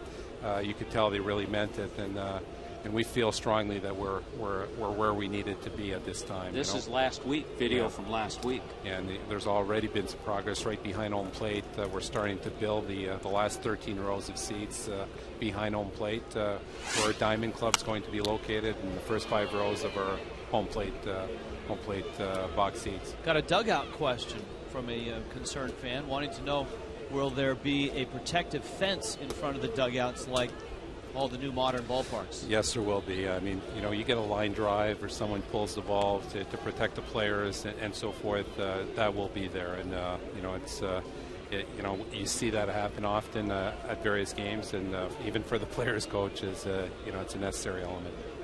1-2 to Ryan Ludwig, with Everett Cabrera out at second base. Anibal Sanchez, who's thrown 91 pitches already and is not yet through here, the 5th. A quick baseball comment on Anibal. He's kind of reverted back to the slower pace, not the quick paced Anibal Sanchez we saw earlier. Runner goes. Kind of a delayed reaction by John Buck. Kind of a delayed steal, I thought. And you don't see that pulled off too often, stealing third. But it was successful by Cabrera. Yeah, it's a little bit of a delayed steal of third. You don't see that very often. And that may have caught Bonifacio by surprise. He was late getting to the bag. Counts 2-2 now. Remember, Ludwig drove in a run with a double in the first. He singled in the third. So he's 2 for 2. And Sanchez misses away. Lynn in Wilton Manors wants to know, is there anything that's final? Restaurants, stores, either in the plaza area or around the stadium? I'll let you answer after this 3-2 pitch. Hard diving stop by Bonifacio. On his feet, throws him out. Great play, a run-saving play. When we get back, more ballpark questions for Claude Delorme. Marlins try to get on the board. Trailing here, 2-0.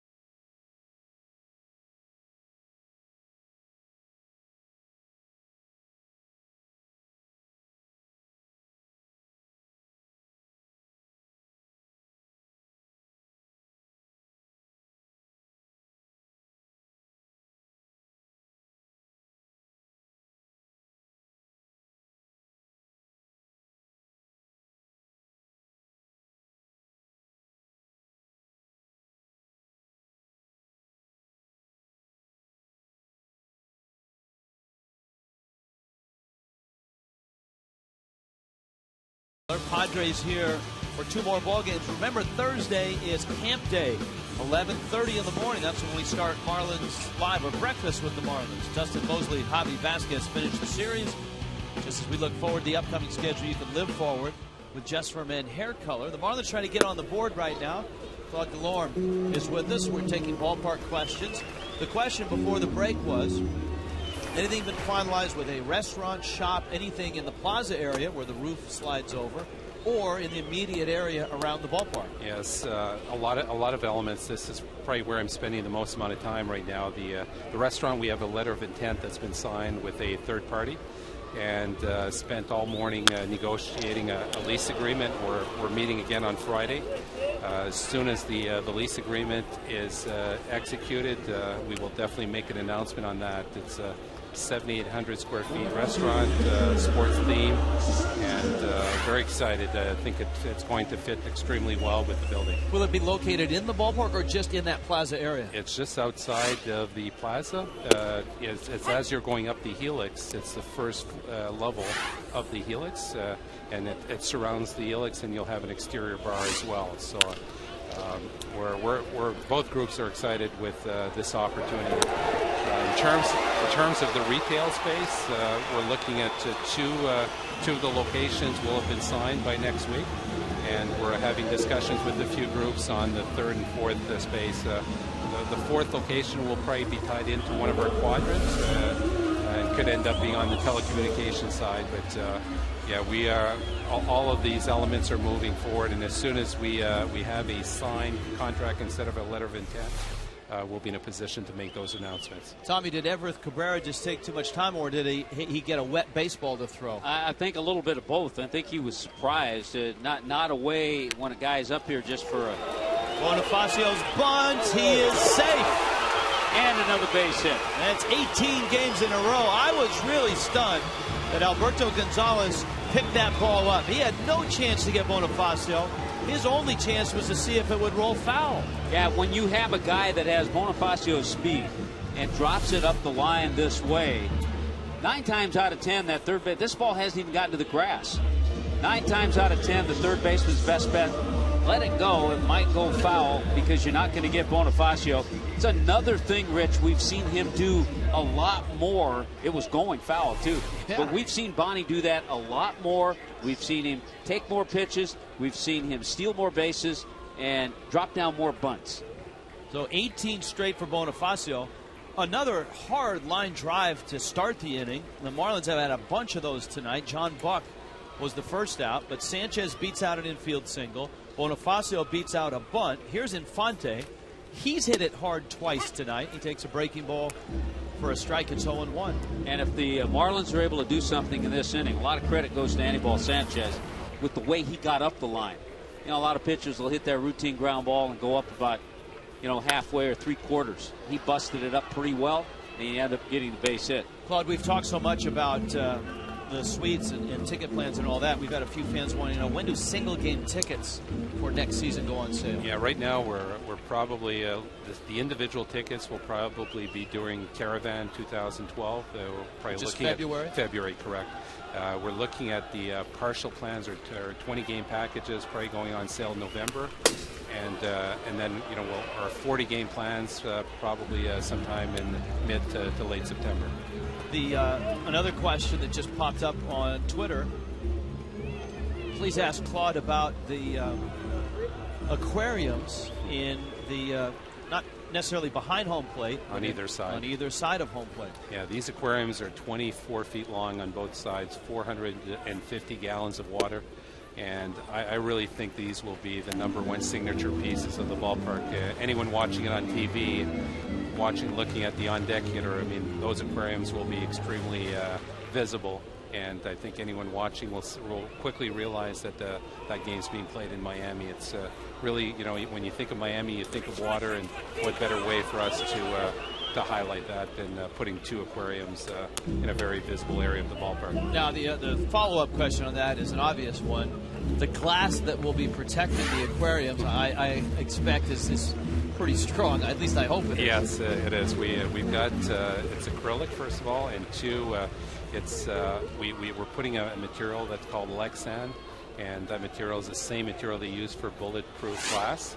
And just to be safe, Rich, what we did is we doubled the glass, just to make sure if ever there was a weakness in it, the first layer would be protected by a second layer of glass. So kind of a bulletproof, Mike Stanton-proof. Yes, glass. absolutely. It's, just in case, I said there's no way we're going on the field. Speaking of Stanton, we do have a Mike Stanton question. The Marlins trying to get on the board here in the bottom of the 5th. Anibal Sanchez at second, Bonifacio's at first. Infante, a little tapper up the middle. Cabrera gets an out, and that's it. And so the Marlins, who have had runners on base in all but one inning, have them at the corners with 2 outs. Morrison, remember, came up in the 3rd in a similar spot, hit a hard smash, and Hudson robbed them of a hit up the middle. Yeah, and had a good at bat. If you remember, he fouled off some pitches and then eventually hit that ball well to second base. Daniel from North Lauderdale. With Mike Stanton's power, do you see a ball going out of the stadium with the windows open or off the windows when the windows are closed in left field? Well, it's when we did the batting practice during the last caravan, Mike Stanton actually hit one outside, of that area. It actually hit the concourse and then bounced. The glass area was open and it actually bounced over that. So yeah, with the power he has, he's going to certainly hit some in that, past the left field bar, and make a few fans very happy. He's got incredible power. So maybe people that are walking on the concourse out there, you can pass out hard hats. Yeah, no, exactly. We'll have to do a glove giveaway in that area, yeah. But we think the left field bar will be the #1 area in the ballpark. People will accumulate there, even if your seats are behind home plate, because of the view of downtown. Tom and Rich, it's such an incredible view, 12 blocks out, and anyone who's seen a night view knows that it's going to be a real special place. I often, when I look at the ballpark and I try to distinguish the two, you do not have to be a baseball fan to enjoy the experience at the ballpark, and that's really the difference. Logan Morrison called out on strikes. Marlins are done in the 5th. Claude, our time has come to a close as well. Keep up the good work. Yeah, thank you. And keep us posted when you get to 76. Yeah, I will. Thanks, Claude. Okay, thank you.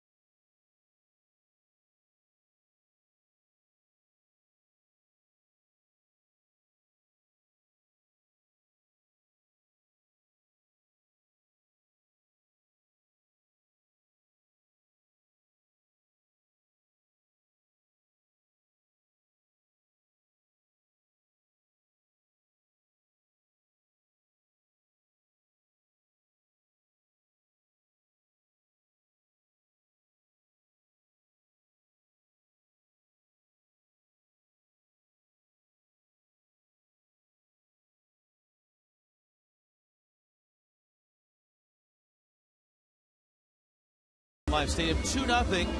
Padres on top. Tito and Cookie are manning the Spanish portion of the broadcast. Hello, guys. Now I think the rain maybe got in the way of some of the wires over to got in the way of the wires over at the SAP telecast. Sorry, guys. I think if Cookie could say something, he would say, Richie and Tommy, Marlins got to get a hit with a runner in scoring position. Yep, tonight's not been good for that. They've had opportunities. They've hit some balls hard. And it's been an interesting night for Anibal Sanchez. He has 7 strikeouts, but he just hasn't been real sharp, and he gave up only 2 runs, and those came in the first inning. Marlins 0 for 5 tonight with runners in scoring position. Here comes Orlando Hudson now. Now we get emails from fans all over the country. We get emails from kids, from students in college. I don't know that we've ever gotten a cameraman question quite like this. This is from Peter in Washington, D.C. as Hudson takes a strike. Can you guys show a map with camera names, cameramen or camera women names, camera person, like you do for the defense? Would love to know who's manning the cameras every game. You think Pete is related to one of the camera people? Is that one of John Tuitu's relatives that sent that? It's possible. You know, I'm not making this up. We did have an earlier question about cameras, not about the people behind it, but about the things that you guys put on the cameras during the rain. They want to know, how come the cameras aren't waterproof? Huh? Those obviously are protective rain gear type deals. Camera men and women are taught, and it's part of the oath that they take as a camera person. The oath that they take is, in inclement weather, cover the camera first, then cover yourself. Then cover yourself. And all of our guys, Joe, John Tuitu, they know all that. James, they get it all done. Now, is Jonathan the only camera person out of the rain? Yeah, they all love Jonathan's position at high home because he's in the booth with us. See, no rain gear for Jonathan. He's dry. He's comfortable. Here's the 3-2. Hudson hits a high pop-up. That's over towards high first, which is also a camera position.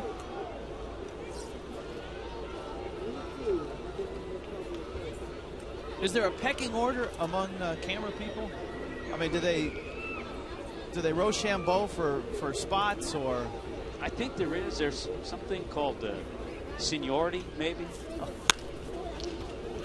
Roller out towards second. Sanchez is 102 pitches into this ball game. We talked about James. He's in pretty good shape there. He's kind of under the overhang. High first. Yeah. Now Mike, the operator of the RoboCam, is I think he's in like a nearby hotel in the area somewhere, or maybe relaxing at home, operating the RoboCam. There's the camera. He could be like at Rogers Center in Toronto. He could be in one of the rooms.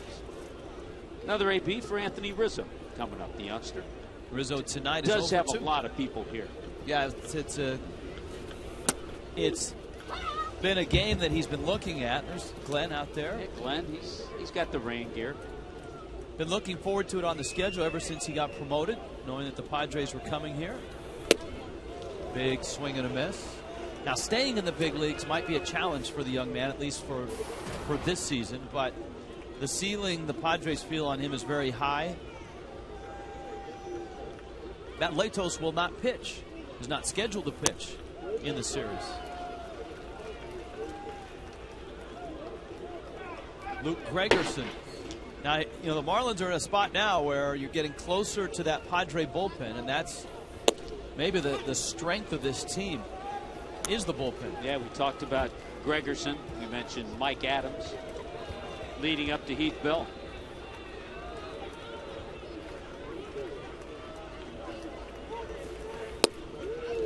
Sanchez walks him. So Rizzo is aboard. Alberto Gonzalez is coming up. No one throwing in the Marlins pen. That's about to change. Present your Miccosukee Ultimate Rewards Players Club card at the stadium box office starting 2 hours prior to any Marlins home game. You get a $10 discount on up to 8 infield box seats. Offer cannot be combined and is subject to availability.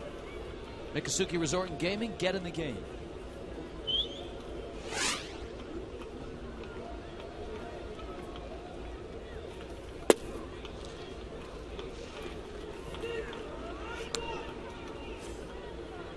There's Steve Cishek Yeah, this was not the kind of start that Jack McKeon was hoping for from Anibal Sanchez against a club that has struggled hitting.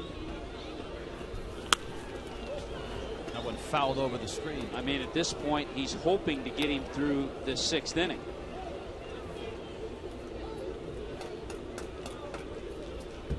We have still a list of questions that we did not get to on the ballpark. We apologize if we didn't get to yours.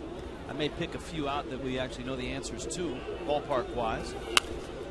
One is, will there be a shuttle service between Metro Rail and the ballpark? And the answer to that is yes. Yes. That's from Bob in Miami. Hey, Gabby's brother. There's Mrs. Gabby right next door. Hey, good play. See, good hands running the family. That one's fouled out of play. All right, let's see him in action. Oh, yeah. Yeah.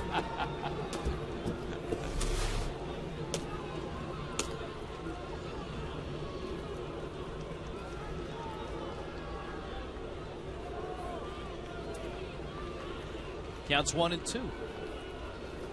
Now, Angelo wants to know, won't the aquarium distract the pitcher?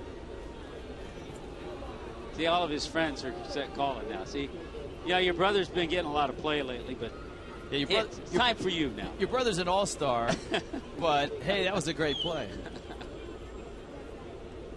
1-2 pitch.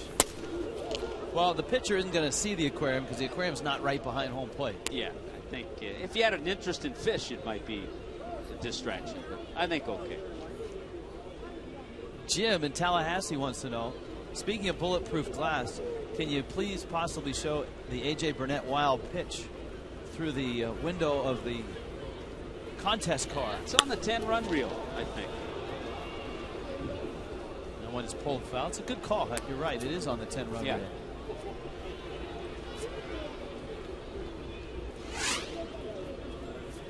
You can see it's on the side. Yeah, not directly behind home plate.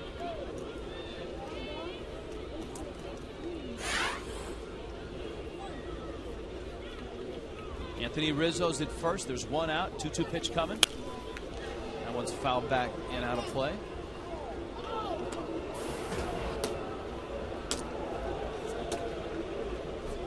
Trish from Coral Springs. New manager for the Marlins after Jack McKeon, Tommy Hutton. I'd just soon stay up here with you, Rich. I'd like to stay dry. You know what? I'd like to see you pull a Jerry Coleman for just a couple games, just to see you get tossed. Because I think, you know, I would go all Lou Piniella on. Yeah, you would. Bang, bang, play, check, swing. Question about the strike zone. I could just see you on one of your rants. I'd be like Bobby Cox. They'd know my voice from the dugout. 3-2 pitch with a runner on the move.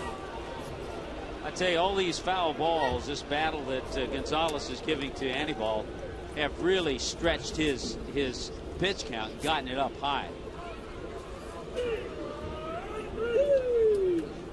There's the Fox tracks on Alberto Gonzalez. This pitch will be number 10 to Gonzalez.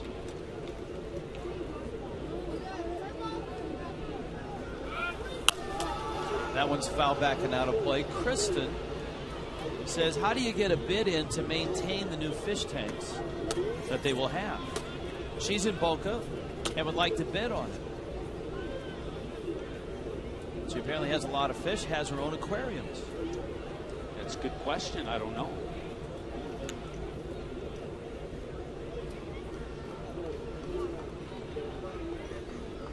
(3-2).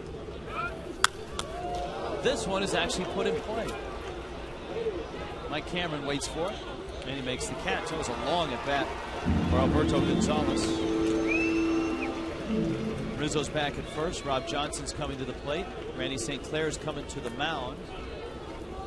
I think this might be to give Anibal Sanchez a little breather after all the pitches to Gonzalez, and also to say, okay, this is going to be your last hitter. Go right after this guy, and your night is done.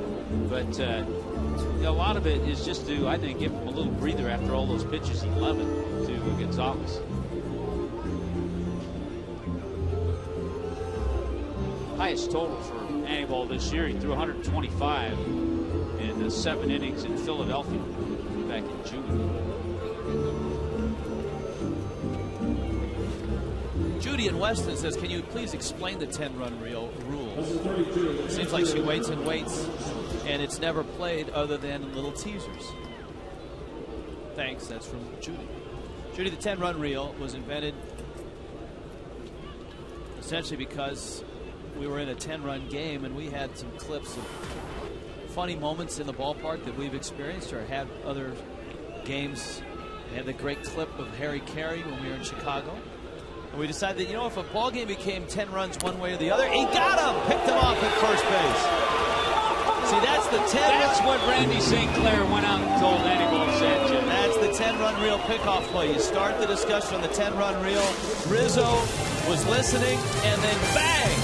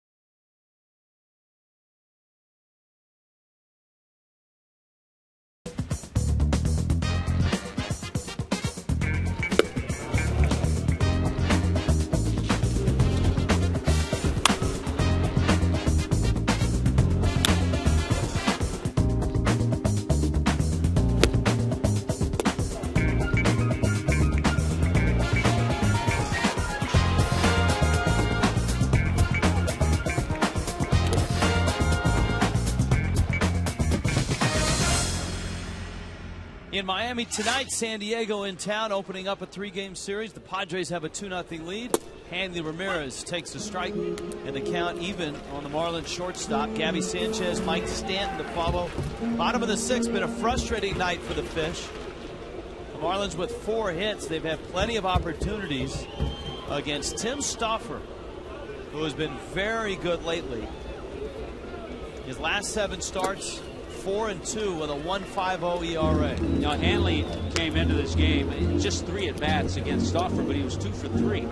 Yet tonight he's really looked uncomfortable. He hasn't had a good approach. Stauffer's handled him so far tonight. 2-1 pitch is up and in. As we noted, the strength of this Padre team is their bullpen. You got the lefty Josh Spence up, and the righty Luke Gregerson.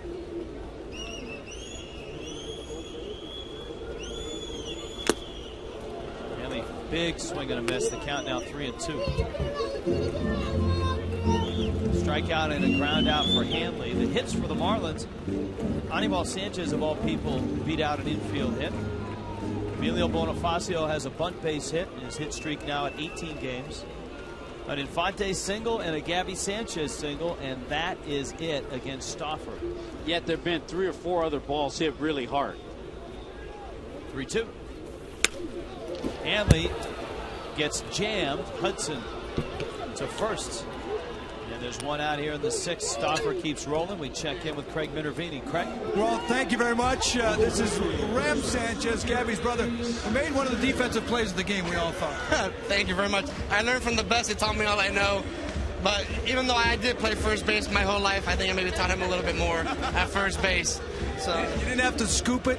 Tell me what you were thinking of as the ball was coming, because it comes with backspin over here. Well, the funny part was we were here talking, and all of a sudden we just hear the crack of the bat. I'm saying, okay, this is coming right at us. I better catch it. We're going to get hurt. So it was just a clean catch. I don't know. Now, instinct was it near where Pop's seat was? Because he was not up here. No, it literally came right at me. Yeah. You were ready. You couldn't move anywhere. No, it came right at us. And drop. Damn it. Sorry. Didn't get that one in there. Well, at least you're keeping everybody safe. They actually can feel more comfortable now at a game. Yeah, exactly. Where'd you play first? Tell me about your baseball career. In Little League, all through Little League. I played first base all through Little League, and I didn't play in high school because the high school I went to didn't have a baseball team. But I was all through Little League. Played first base. He played soccer. He played soccer too. There are no better family that watches their kid than the Sanchez family. Gabby's wife, parents. You guys love coming out and watching yours, brother or. Yes, we do. Yes, we do. We enjoy coming out to the games. Good seeing you guys. Back to you. Craig, that's a good place to sit right there. I don't think you'll get hit by anything the rest of the night. Mike Stanton pops it up. This one's back into the seats. And it's 1-1 from Twitter. Mike Stanton is going to be a great power hitter for years to come. Tommy, what do you think his average will be when it's all said and done in terms of batting average on base percentage? I think he'll be a 260 hitter. It's going to hit 35 home runs or more and drive in 100. What else do you want? Well, he shattered his bat, and it's a 1-2-3 inning. It's been a frustrating night for the Fish. 2-0 Padres.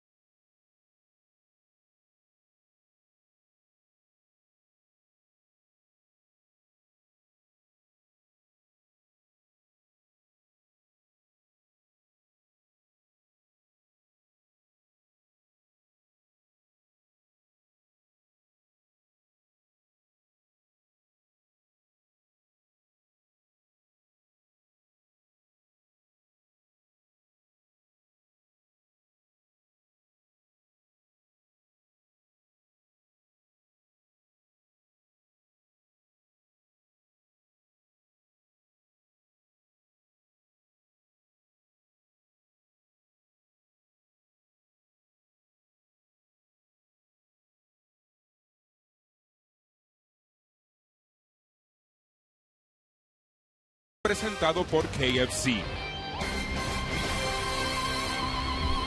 2-0 damp night here at the ballpark. Padres on top of the Fish. It's the 7th. Let's check in with Allison Williams. Allie? Thank you, Rich. I am here with Fort Lauderdale native Anthony Rizzo's mom, Lori, watching her son for the first time play against his hometown team. What has that been like? Well, it's pretty amazing to be here at Marlins Stadium, where I brought him as a little boy to baseball games, and it's kind of surreal to be here today. I bet it is. What is going through your mind when you hear his name called for the first time and he steps into the batter's box? It's overwhelming. It's just all overwhelming for me.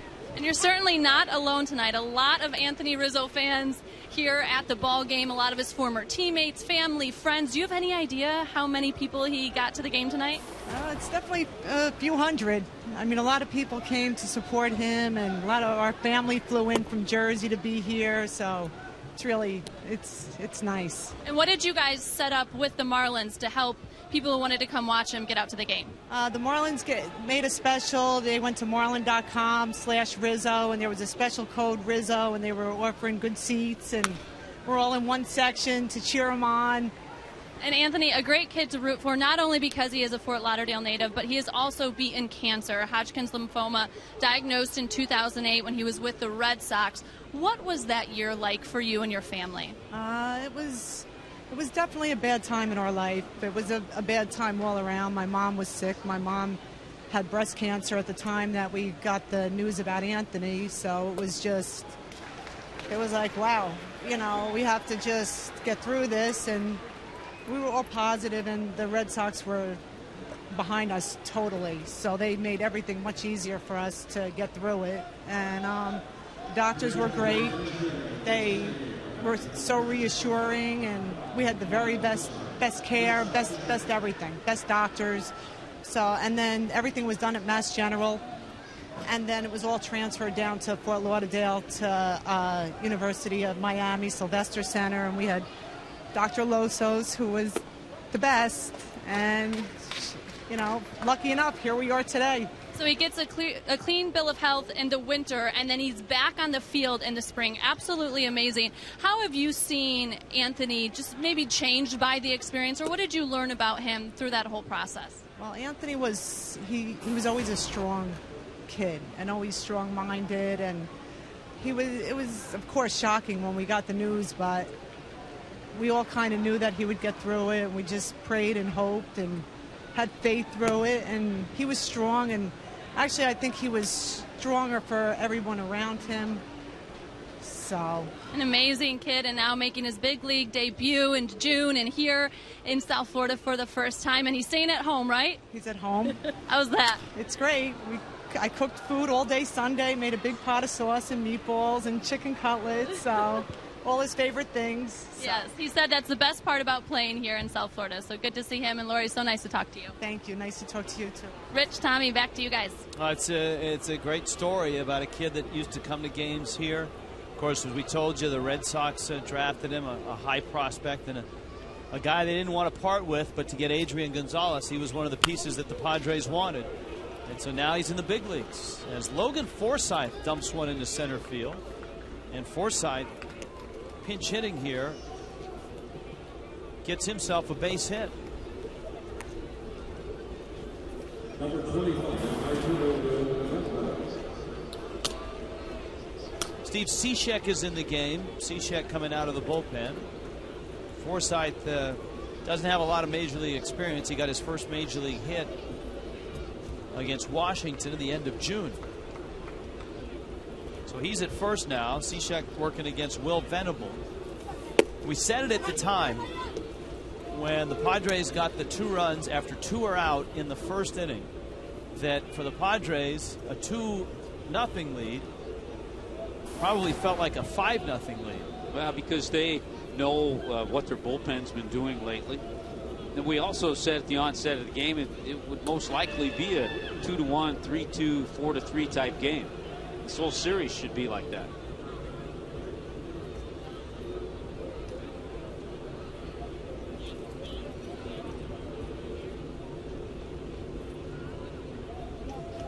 Forsythe at first, Cishek to the plate, and he misses outside. It's 1-1. Jeff in Youngstown, Ohio. You mentioned for the Marlins 3 cities in 3 nights based solely on stadium food. Which of the 3 ballparks would be your favorites? Well, see, we don't get out to a lot of times. Sometimes we do, but to tour around the stadium, and we don't get a chance to test all the different concessions. A lot of times our judgment is on the stadium press room where we usually eat. Just from fans that we've talked to, I would say out of the 3, Citi Field probably has the best variety and the best quality of food. Yeah, I would say that too. Of the three, Wrigley Field's concessions are still limited by the actual facility. Still antiquated like the scoreboard. Oh no, there I go again. Here's the 2-1 pitch. Runner goes, bouncer up the middle. Hanley, did he get there? No, and he doesn't get anybody. He gambled by actually reaching with his glove instead of his foot. And what that did, Tommy, by reaching with his glove, that prevented him from even trying to throw the ball to first base. Yeah, once he got that glove down on the bag just to try to beat the runner, then he didn't have a chance to throw right there. And it is a good call by the second base umpire, Mike Estabrook. There's the hand on the bag before Hanley gets there. But, yeah, the glove's down. You usually see an infielder try to step on the bag. Then if they don't get the out, they're able to complete the throw and get an out at first base. But no chance there for Hanley. And speed again comes into play for San Diego. Forsythe was motoring. He's at second. Now you got Venable at first. And here is Everett Cabrera. Cishek misses inside, and it's 1-0. That's not a base hit, even though I think it could be. They called it a fielder's choice. If you don't beat the guy at second, but I guess it is because he would have had the runner at first. Back to the mound. Cishek knocks it down, and he throws it away. And that's going to cost at least one run, maybe two. Forsythe scores. Venable stops. That had all the looks of a comebacker, a 1-6-3 double play. And as it turns out, the Marlins don't get any outs, and the Padres have a very big run. Yeah, you first think about double play right here. Now, once it's bobbled, you're thinking, okay, get the out. It would be the second out of the inning. And Cishek throws it away, and all of a sudden, the Padres are running all over the place. Randy St. Clair out to the mound to try to calm Cishek down. Now he's got to face Maben with Ludwig behind him. Well, the Marlins bullpen has been solid in this stretch. The Fish, the hottest team in the National League, having won 9 of 10, 13 of 17. Ryan Sanchez getting loose. Maben 1 for 3, an infield single, has struck out and bounced to third. It has not been a well-played game tonight. It's an understatement for the Marlins. They've not had great at-bats. They have hit a few balls hard, but one of those lines, you look at Anibal Sanchez's line, 6 innings, 7 hits, 2 runs. Doesn't look that bad, but could have been better. Intentional walk of Maben. Joe from Rochester, New York. When will the Marlins have another charity auction? My son and I have been calling in for the past 2 years and can't wait to buy a new team pack. If it's the pledge packs you're after, the ones with all the cool Marlins stuff, there are a few of those that are still available. Included in that is a Logan Morrison autographed baseball. And if you go to marlins.com/pledge packs, you can still purchase one of those online. You get a Marlins cap, a Fox Sports Florida briefcase, Fox Sports Florida cap, a Tommy Bahama towel, Logan Morrison baseball, a Fox Sports Florida flash drive. Just go to marlins.com/pledge packs. Joe, the auction takes a lot of work, and so just one a year. Cishek misses inside with Ludwig, and it is 1-0. Put a lot of pressure on a young pitcher by loading the bases. Jack issuing or having Cishek issue the intentional walk to Maben. Now he has to go after the cleanup man, Ludwig. And he's fallen behind a pretty good hitter, a guy that has been the most productive hitter for the Padres. It's 2-0. Ludwig has driven in 57 runs. You can see in his career he has 1 grand slam. Marlins are gambling for a ground ball here with one out, the bag's loaded, and a young pitcher struggling. Ludwig helps him out by going after that tailing fastball, and it's 2-1. That had all the looks of ball 3.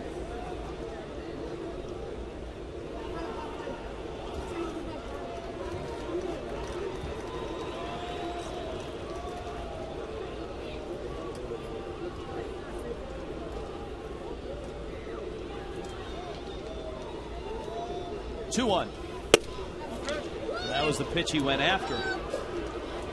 So 3-1 and no place to put Ludwig. What a contrast. Cishek sweating profusely. You can see the pressure on his face, and you see how relaxed Ludwig is right now with a 3-1 count. He knows he's going to get that fastball right here. He does, and that might be 2. Hanley to Infante. The turn is clean and in time. So the Marlins give up a run, but they get 2. Still, the Padre bullpen is a beast. It's got a 3-0 lead.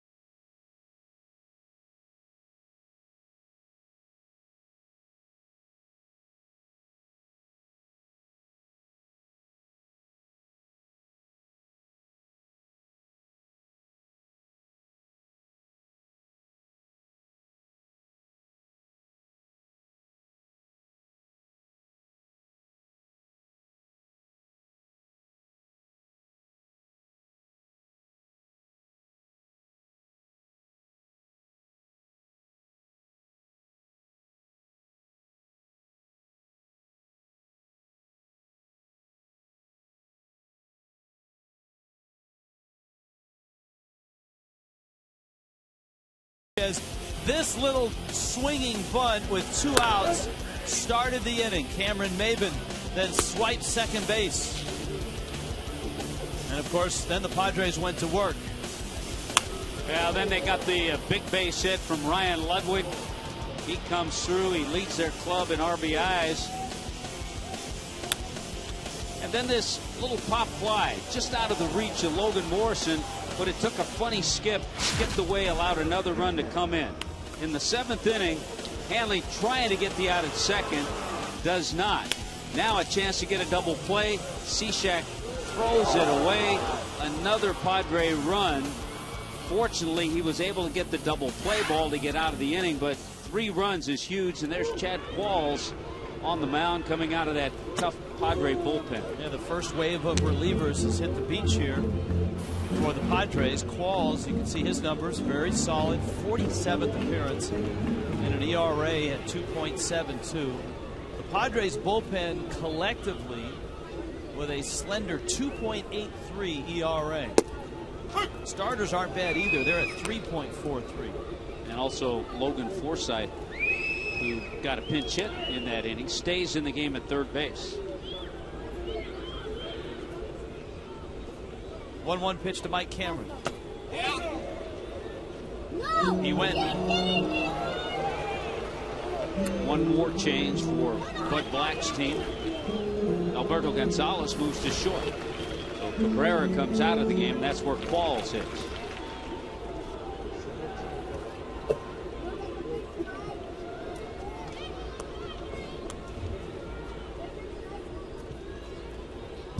So a new third baseman. Gonzalez moves over to short. Qualls tried that same breaking ball. Cameron takes it, and it counts 2-2. Qualls has done a little bit of everything out of the bullpen in his career.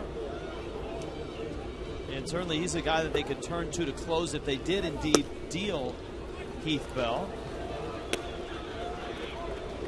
A guy who pretty much at this point is a two-pitch pitcher, fastballs and sliders.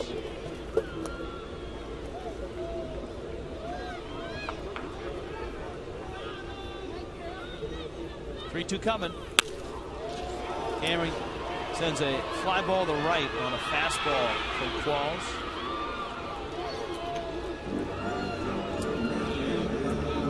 Toyota Trend season-long 5-game home win streak. Longest since an 8-game run back in 09. Marlins, of course, finished that homestand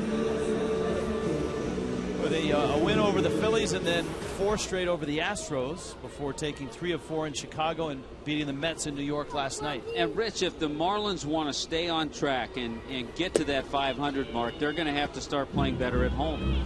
And coming into the game tonight, 22 and 28, 6 games under 500 at home, and 25 and 21 on the road.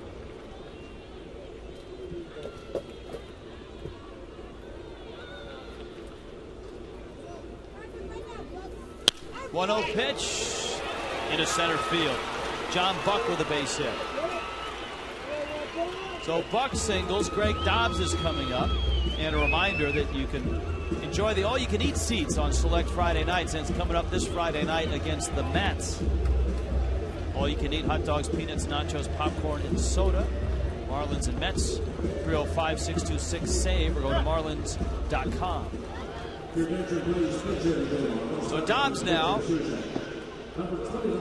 know, whatever he's been asked to do, Greg Dobbs has done it, and he's done it well this year.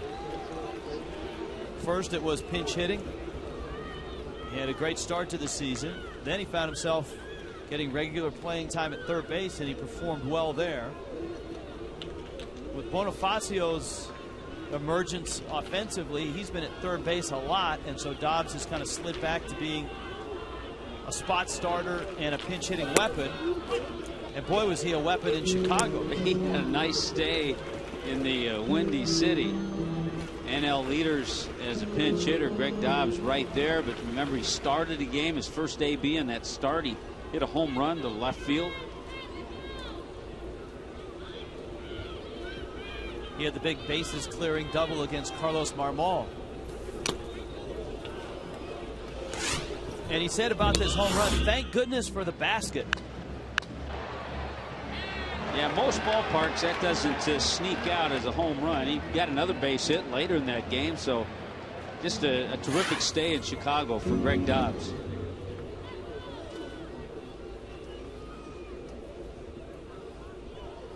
That basket, rope basket in Chicago, necessary because the fans sit right on the wall,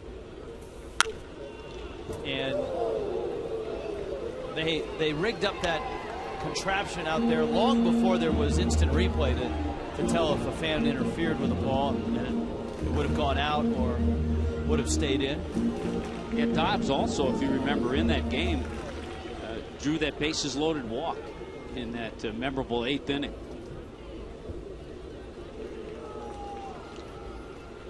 Oh, 2. Dobbs reaches out, pokes it foul. Yeah, the memorable inning is now known as the Gary Sinise inning. When Gary Sinise was in the booth. We've got a few emails wanting to know if we could play that whole inning again, because many people have read about it. But I don't know that now is the time or the place. The 0-2. Dobbs hits it hard. Hudson is on it, though. The turn by Gonzalez is in time. And Chad Qualls gets a double play to get himself out of the 7th.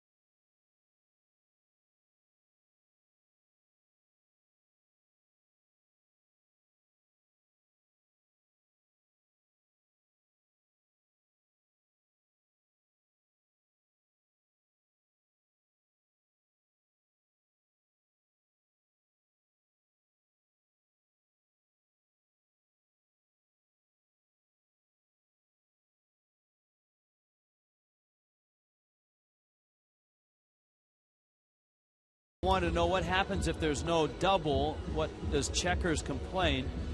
And we have to find something to call a double. And since Tommy and I contractually cannot take a double shot of anything at this point, we'll go with the Checkers double play of the game. Yeah, we serve you the 6-4-3 Checkers double play of the game. And turned nicely. Good feed by Hanley. Infante stays right in. And a strong throw over to Gabby.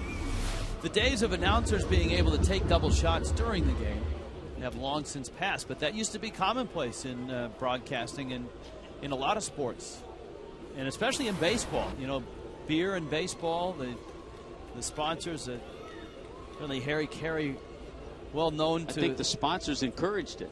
Jim Brockmeyer was another guy that used to pound those buds. And Hudson takes inside. In fact, when I was working in the Pacific Coast League, the Canadian teams actually had a beer tap in the press box with that good, cold, strong Canadian beer. Vancouver. Maybe a Molson, maybe a Labatt's. Yep. Or maybe Orlando Hudson might run a while. Cameron runs it down in the gap. Hudson's got himself a double. Vancouver, Edmonton, and Calgary were the stops in the Coast League back then, early 90s.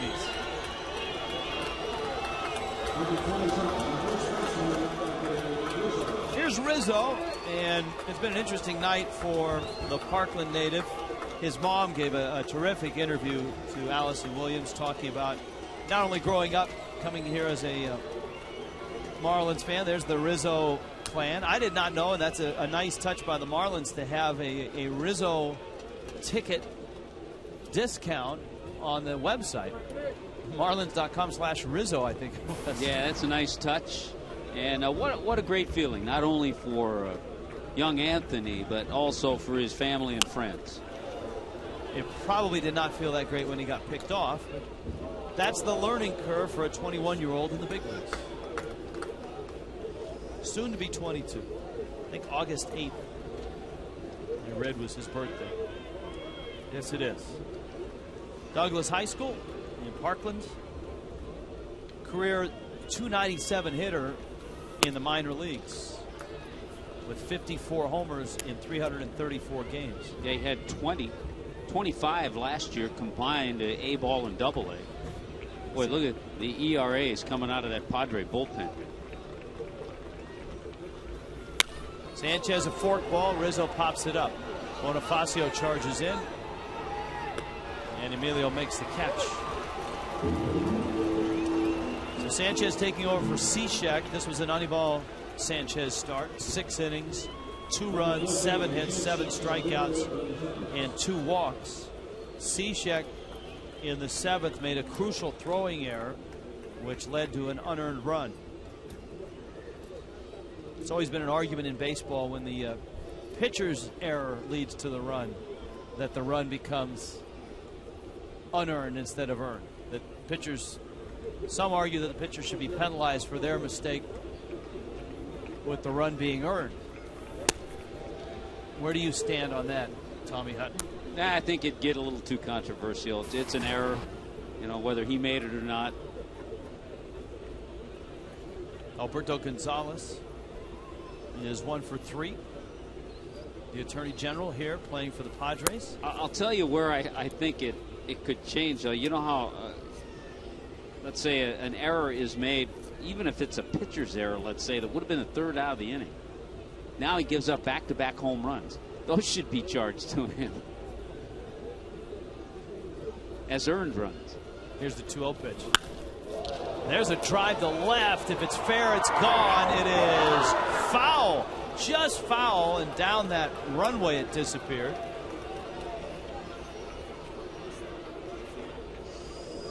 Talk about turning on one. Alberto Gonzalez just did. He was trying. Yeah, he was trying to give it his best Carlton Fisk too up there. We saw Gonzalez the last couple of years with the Nationals. Had a solid year with the Nationals in 09. Played in 105 games, hit .265.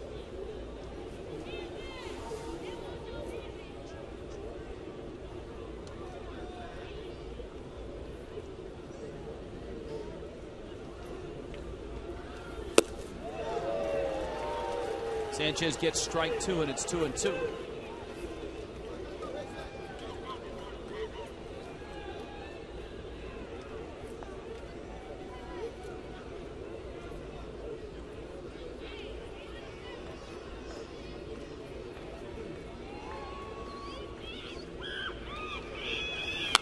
Fastball fouled back. Victor in Big Pine Key.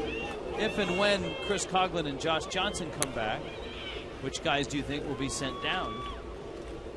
And I think before I read the rest of that question, you got to ask yourself if and when they will come back, because neither are close to getting back.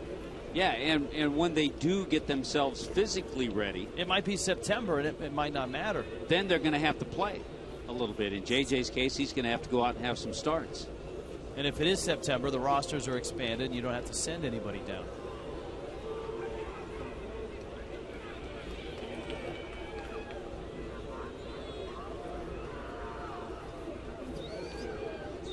Hudson's at second, 2-2 pitch. Sanchez misses down.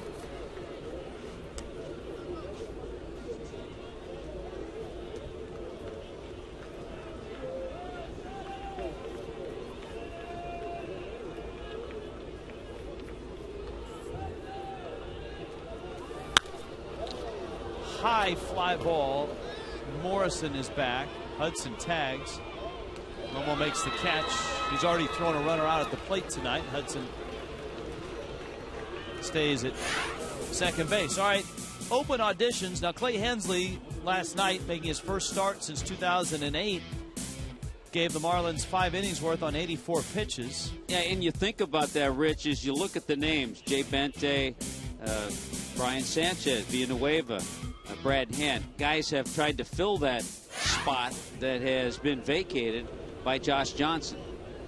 That tells a pretty good story. When you're missing a big piece, you're missing your ace on the mound. And I'm sure it's been a season of frustration for Josh Johnson. Absolutely. By the way, I did talk to Clay Hensley today, asked him how he felt. He said great. He said ramping up in the minor league rehab has worked out. His body feels good.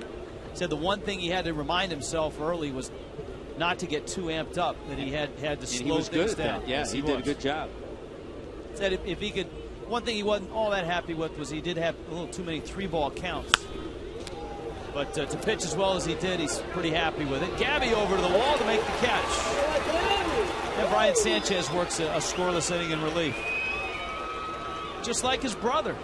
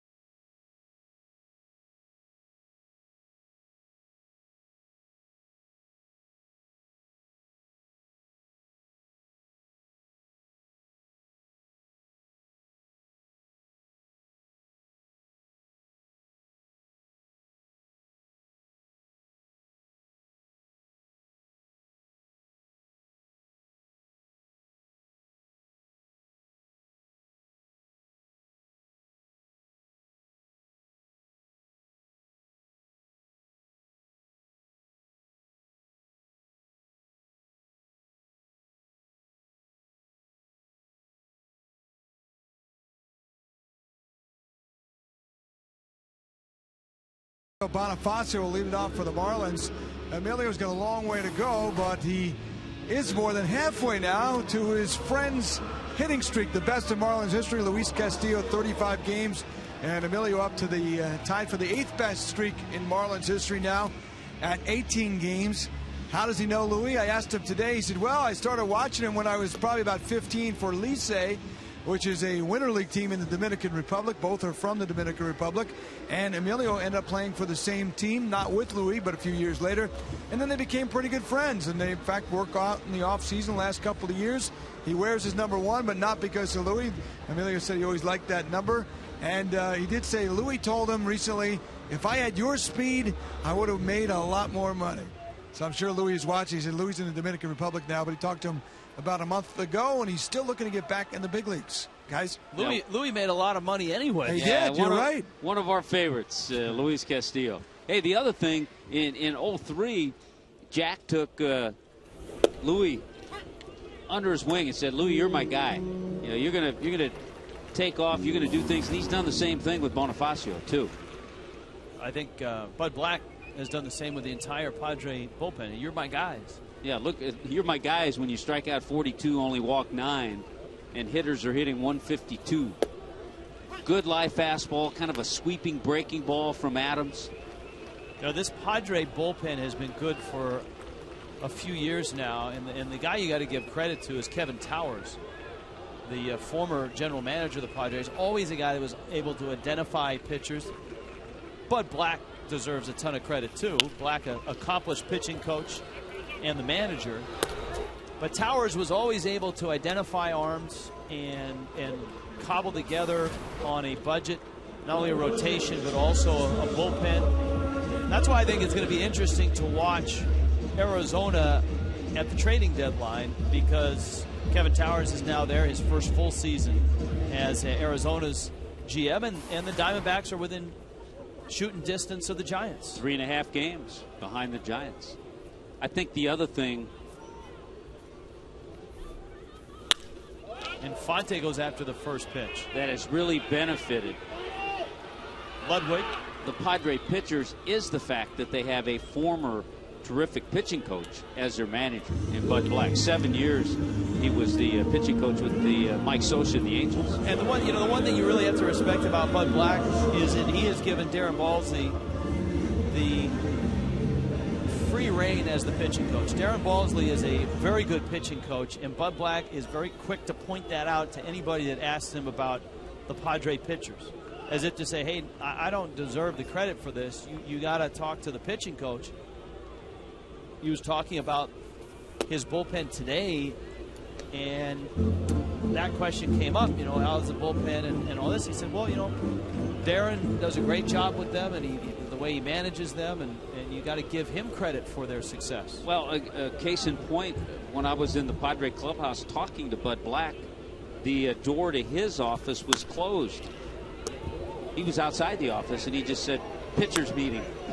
Darren's working.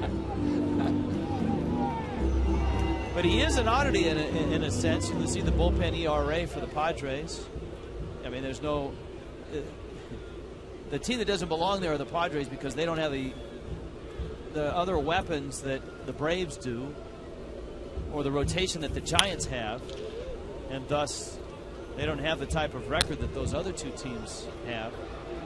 Still, Bud Black is the only, to my knowledge, the only ex-pitcher who is managing in the big leagues.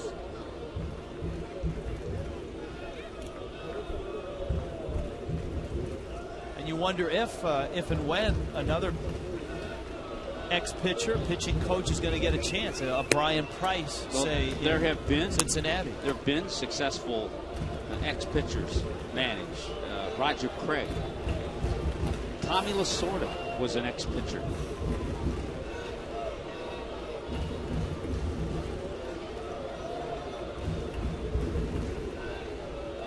Two coming to Logan Morrison. Been a tough night for Lomo.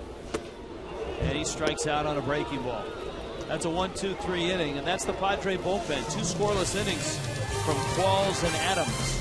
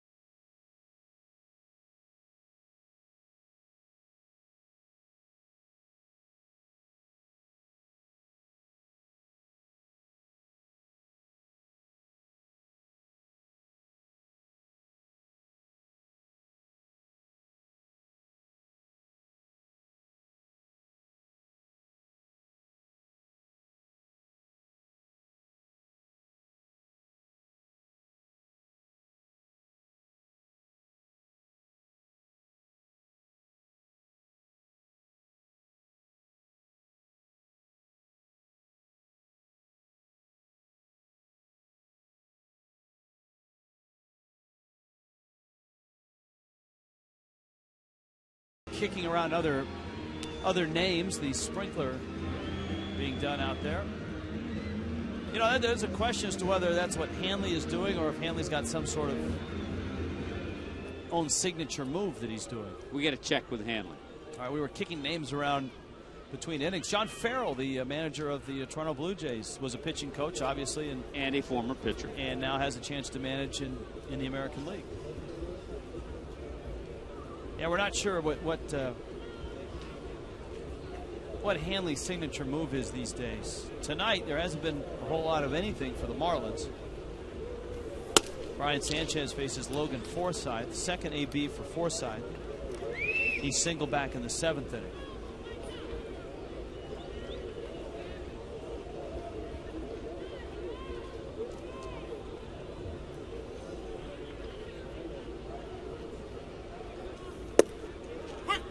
We were talking about hitting streaks. Craig had the discussion about Bonifacio, who's extended his hitting streak tonight to 18 games, and Louis Castillo. And Colin in Marathon says, do you guys remember the night Castillo's hitting streak ended? The game ended with a walk-off base hit. Yes, now I'm trying to think who got the base hit.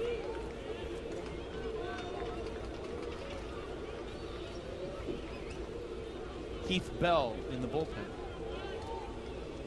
Yeah, there was actually some talk, and I really referenced this by saying some, that whoever was rounding third should have held up and allowed Louis one more at bat. But hey, that's a win.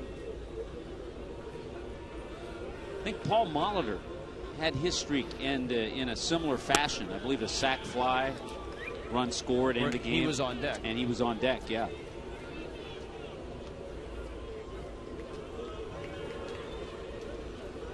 Logan Forsythe from Memphis, Tennessee. University of Arkansas product.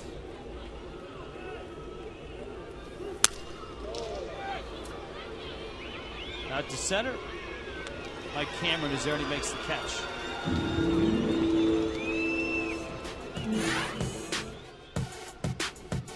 All-time best reliever, Major League Baseball history. Oh, Tommy wanted love for Goose Gossage? I just said a little love. I didn't say he should win this thing. I said there is only one winner, as far as I'm concerned. And that would be D. That would be D. 789-789. But you always had to love the Goose when the Goose came in a game. Different era. Different era. He was in that era with Raleigh Fingers, who you mentioned, with Bruce Sutter. Guys who would pitch a couple of innings, 2, sometimes 3 innings. Top of the order, Will Venable. Venable a 1-for-4 night. Sanchez into his 2nd inning in relief. And that one's fouled at the plate. A concerned email from Linda.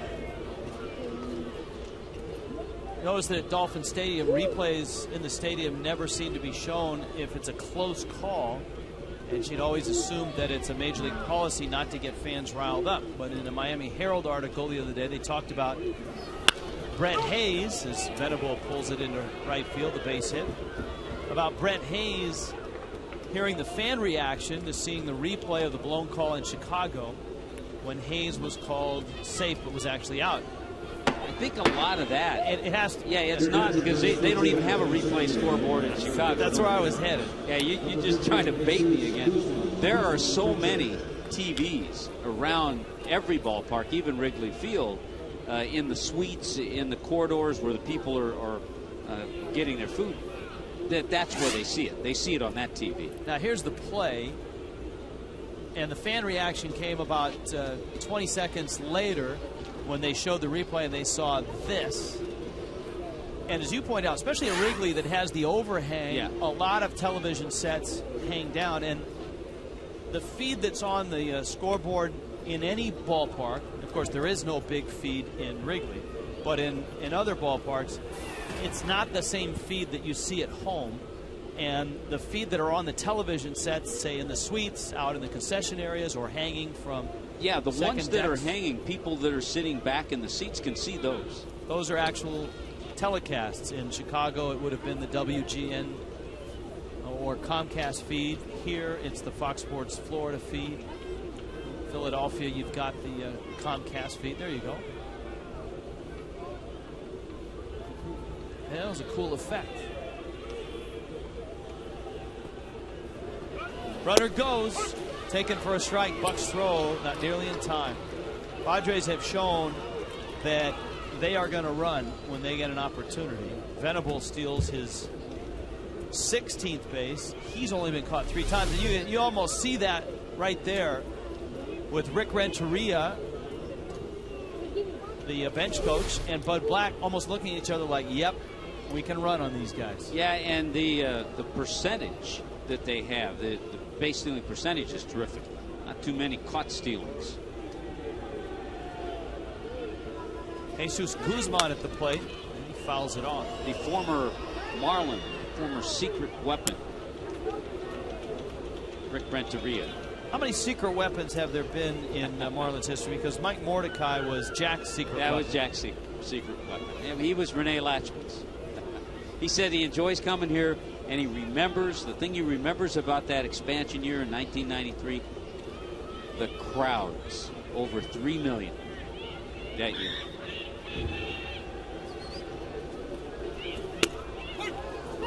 Struck him out. Forkball came and got him. 2 outs. Here comes Maben.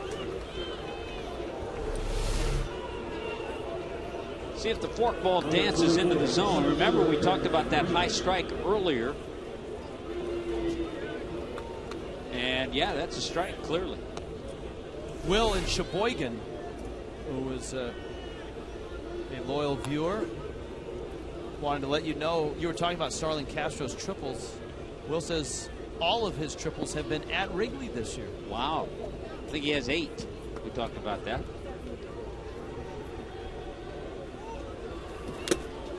Runner goes, and the Marlins essentially let Will Venable steal 30. Well, basically the tone has been set. You can't let that happen. You cannot. And if they're going to do that, then you got to change things a little bit for the next couple of games. You can't just give guys 90 feet. Maben drives it to left center field. Cameron and Morrison, and it's Morrison who makes the dive. And the run scores. The run would have scored from second. Tommy, I think that's a ball that Mike Cameron and Logan Morrison knew to each other in left center. It almost looked like Cameron wanted to make a dive for it, but he realized that Morrison was going to leave his feet as well. I initially thought this ball was going to get to Mike Cameron. He wasn't able, it didn't look like, to get there, and neither could Logan Morrison. And Cameron Maben has his second base hit tonight. You'll remember Cameron involved in one of the scariest collisions in modern times between outfielders when he and Carlos Beltran collided. And I think it was in San Diego when they were with the Mets. By the way, do you think it's going to take Maben very long to take off with the way they've been stealing bases? Cameron, I think, was in right field, and Beltran was in center field. And that knocked Cameron out of the game for a while. It was a very serious injury. He had to have facial surgery and all of that. A scary, scary moment. To answer your question, no. I think had Maben not slipped there, he probably would have been at second base.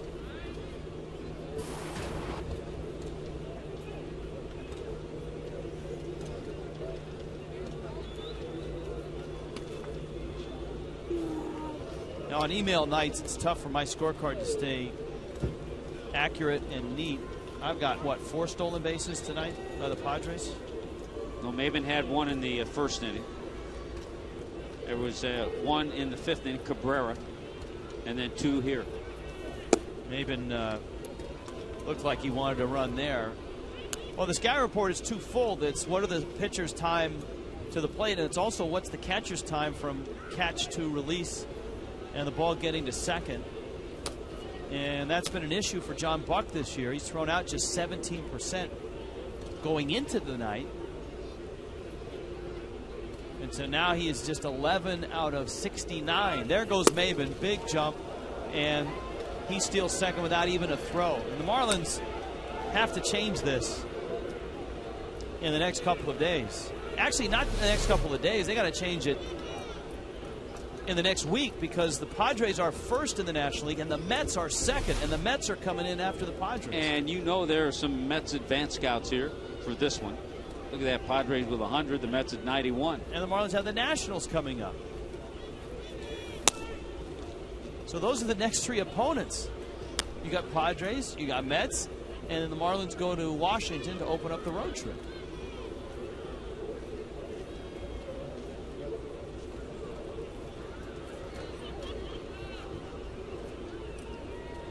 You got to give your catcher a chance to throw him out.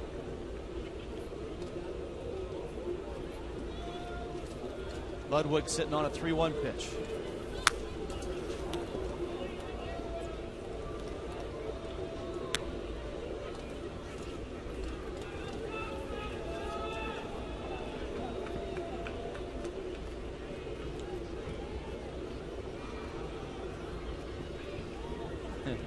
A Padre fan tweets, Trevor Hoffman is getting hosed on the poll question. Imagine how much better he would be if he was a Yankee.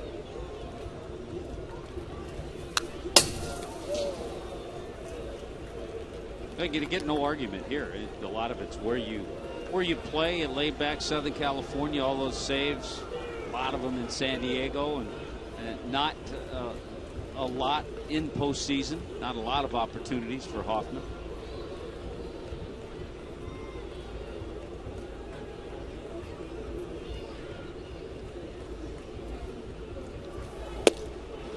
Sanchez strikes out Brian Ludwig. Padres add a run, a 4-0 lead going to the bottom of the ninth.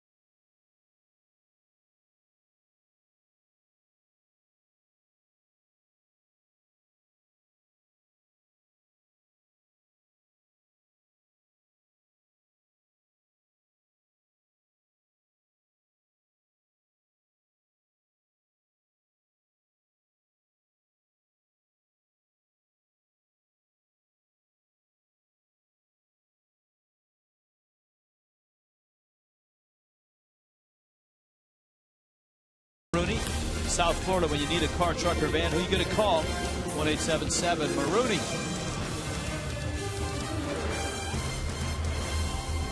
Three cities in 3 nights, and this the end of that for the Fish.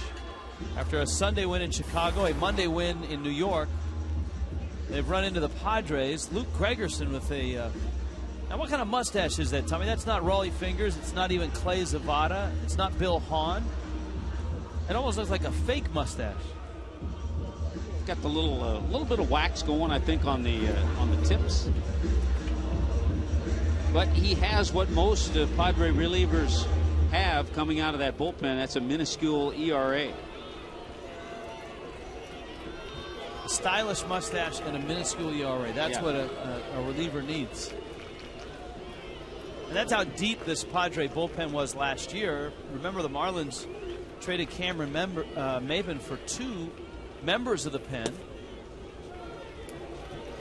And for the Padres, they didn't miss a beat.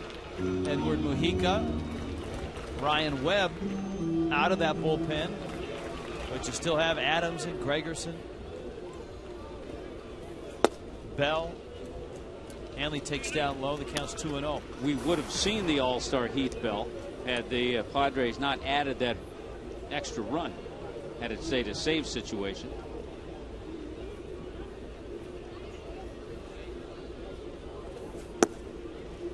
Breaking ball misses down.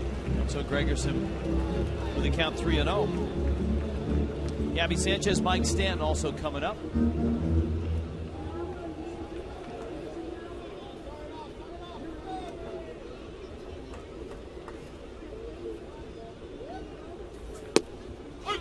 That's a strike on the inside corner.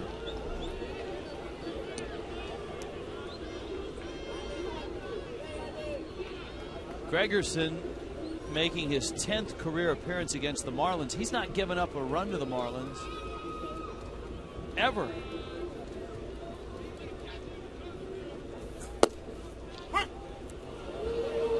That one running on the inside part. Fans don't like it. Hanley didn't like it either. But it was a strike. It was more of a strike than the fourth pitch, which was a 3-0 pitch. So the count's 3-2.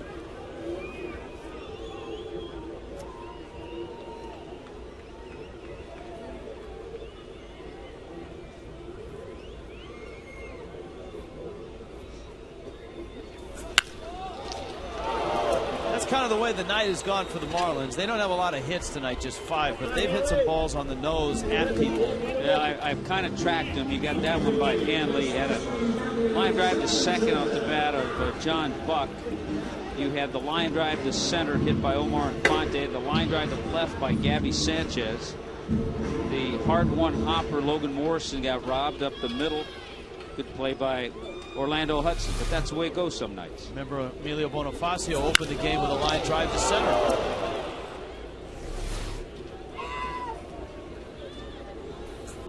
Gabby takes inside.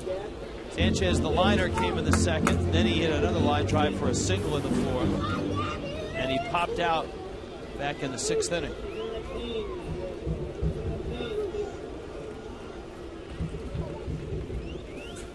Got a few John Baker questions tonight. Want to know what Bake's schedule is for return? I think swinging the bat, he's pretty much close, but they're still working out the throwing part as he comes back from Tommy John surgery. I think we hear about position players coming back a little sooner than pitchers, but catchers, that's a whole different... It's a different story, yeah.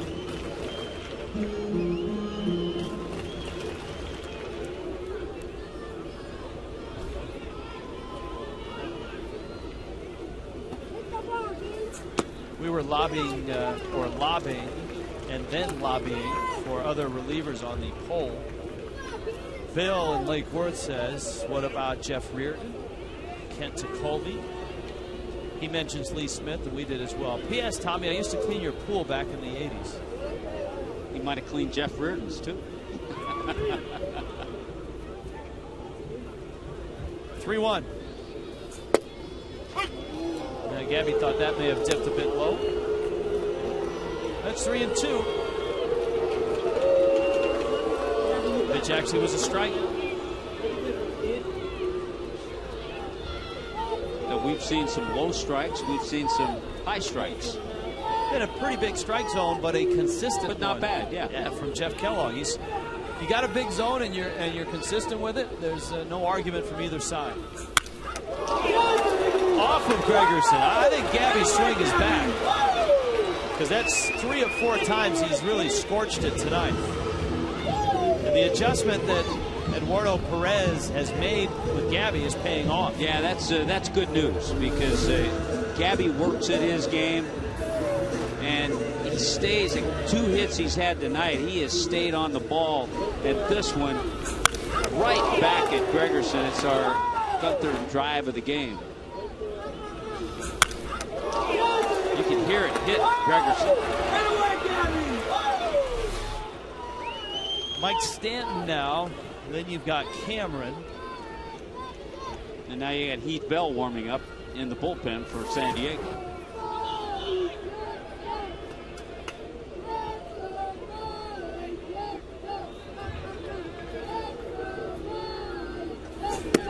Chris in Santa Rosa, California. What is the Marlins' biggest ninth inning comeback in franchise history? That's a tough one to lob at us at this point in time. One out in the ninth.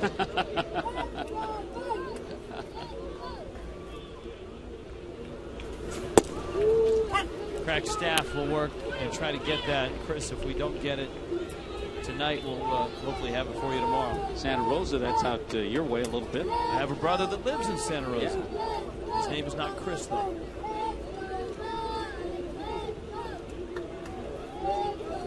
One coming.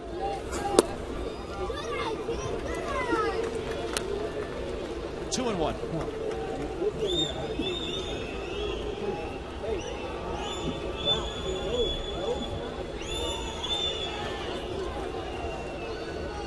Heath Bell is ready. Luke Gregerson, remember, gave up a line drive out to Hanley.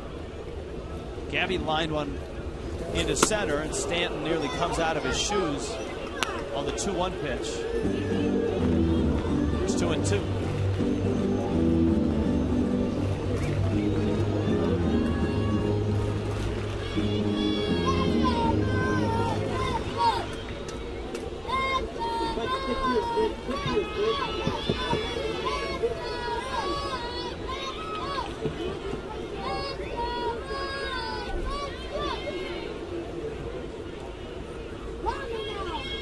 Now the 2-2 to Stanton. He swings at a pitch out of the zone. Gregerson, a breaking ball to get the second out here of the ninth.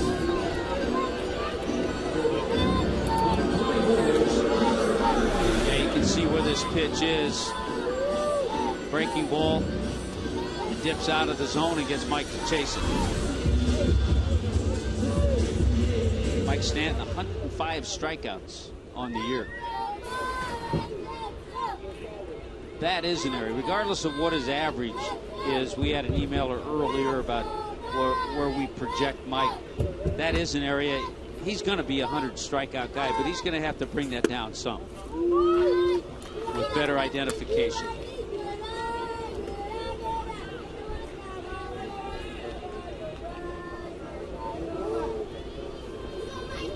Does Stanton, in your mind, project to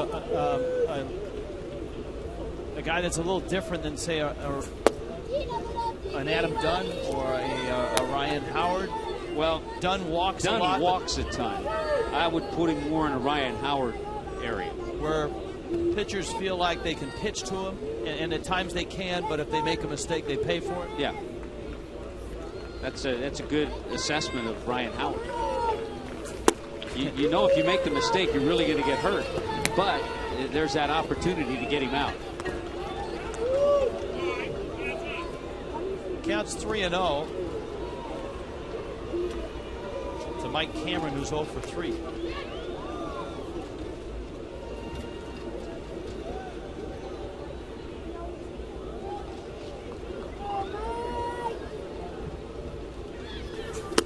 And that misses up and in. So Gregerson now brings John Buck to the plate. Bud Black didn't want to use his closer, but now he's going to have to go get him. So Heath Bell is coming in the game in a save situation. Here comes Bell, the All-Star. Here's a Maroney call to the pen. When you need a car, truck, or van, who you gonna call? Maroney!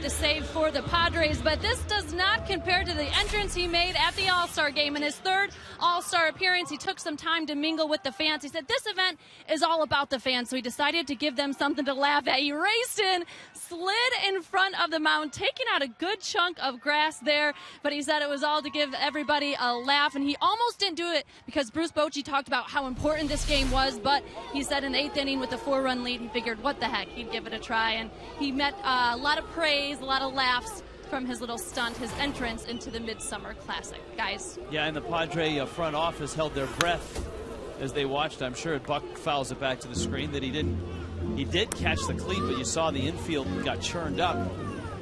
But Bell has just been terrific. Rolaine's relief man of the year last year. He was 47 of 50 in save opportunities. He just gave up his first home run of the year to Aubrey Huff.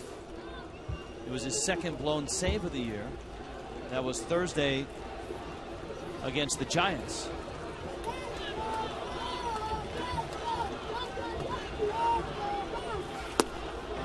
And he comes in and is 0-2 quickly on John Buck. Yeah, there's usually no trickery to Heath Bell. Hard fastballs, saw 96. He'll spin the breaking ball, hard breaking ball, but doesn't try to trick you too much. Brian Peterson, if Buck can reach. John hits a high fly ball down the right field line. Venable races over to the wall, and it's out of reach.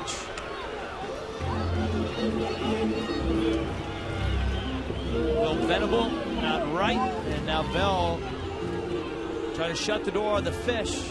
Padres got 2 runs in the first, added single runs in the 7th, and 1 here in the 9th. The Marlins look like a team that got in at 3:30 in the morning after a one-night trip into New York. Yeah, the Marlins have not responded tonight to a tough travel schedule the last 3 days.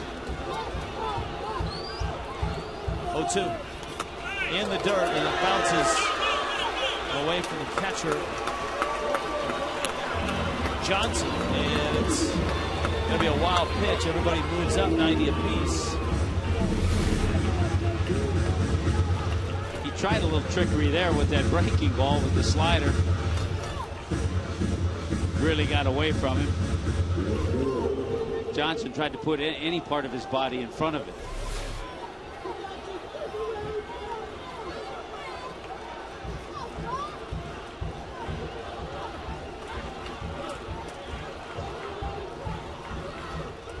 Let's see what he gets. 1-2. Straight heat, 96.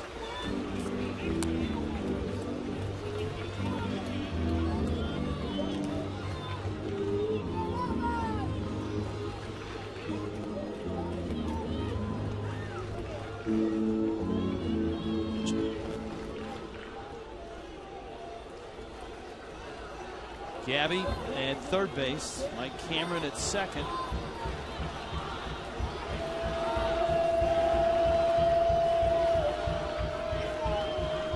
Another 1-2. Another fastball, and Buck just got a piece.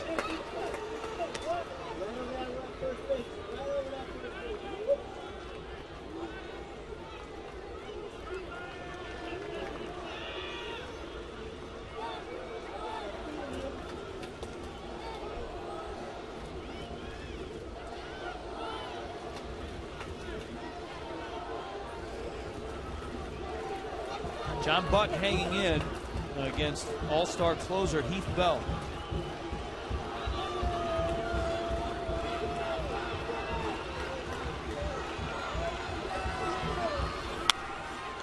That one is fouled out of play. Heath Bell is certainly an accomplished big leaguer, and he may find himself on a playoff contender here before this season is up.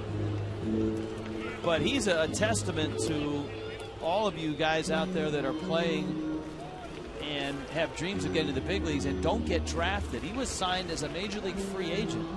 He had to walk on to make a junior college team. It's out of Tustin, California. Orange County, not too far from where the Los Angeles Angels of Anaheim play. Signed as a minor league free agent with the Mets. Another 1-2. That one out to Venable, and he makes the catch, and the Marlins are done here tonight. The Padres captured game 1 of this 3-game set. They slow the Marlins down. The Fish had won 9 of 10 coming into this one. But just too much of the bullpen. Tim Stauffer goes 6 scoreless, and he's backed up by Chad Qualls, Mike Adams, Luke Gregerson, and finally Heath Bell in that order. And that's how the Padres, when they do win games, win it. They squeeze out some runs, and that bullpen does the rest. 3 hours and 9 minutes for the Marlins and Padres tonight. San Diego, a 4-0 win. Tim Stauffer the win. He is now 6-6. Anibal Sanchez gets another loss. He's now 6-3, and Heath Bell's 27 save. But Peck gets the Padres bullpen tonight that gets our SunTrust performance of the game, and it started with the 7th inning. Chad Qualls, a scoreless inning in the booth, or in the books. Mike Adams came in, made quick work of the Fish. Luke Gregerson would be next with his funky mustache. He couldn't finish it, but Heath Bell did.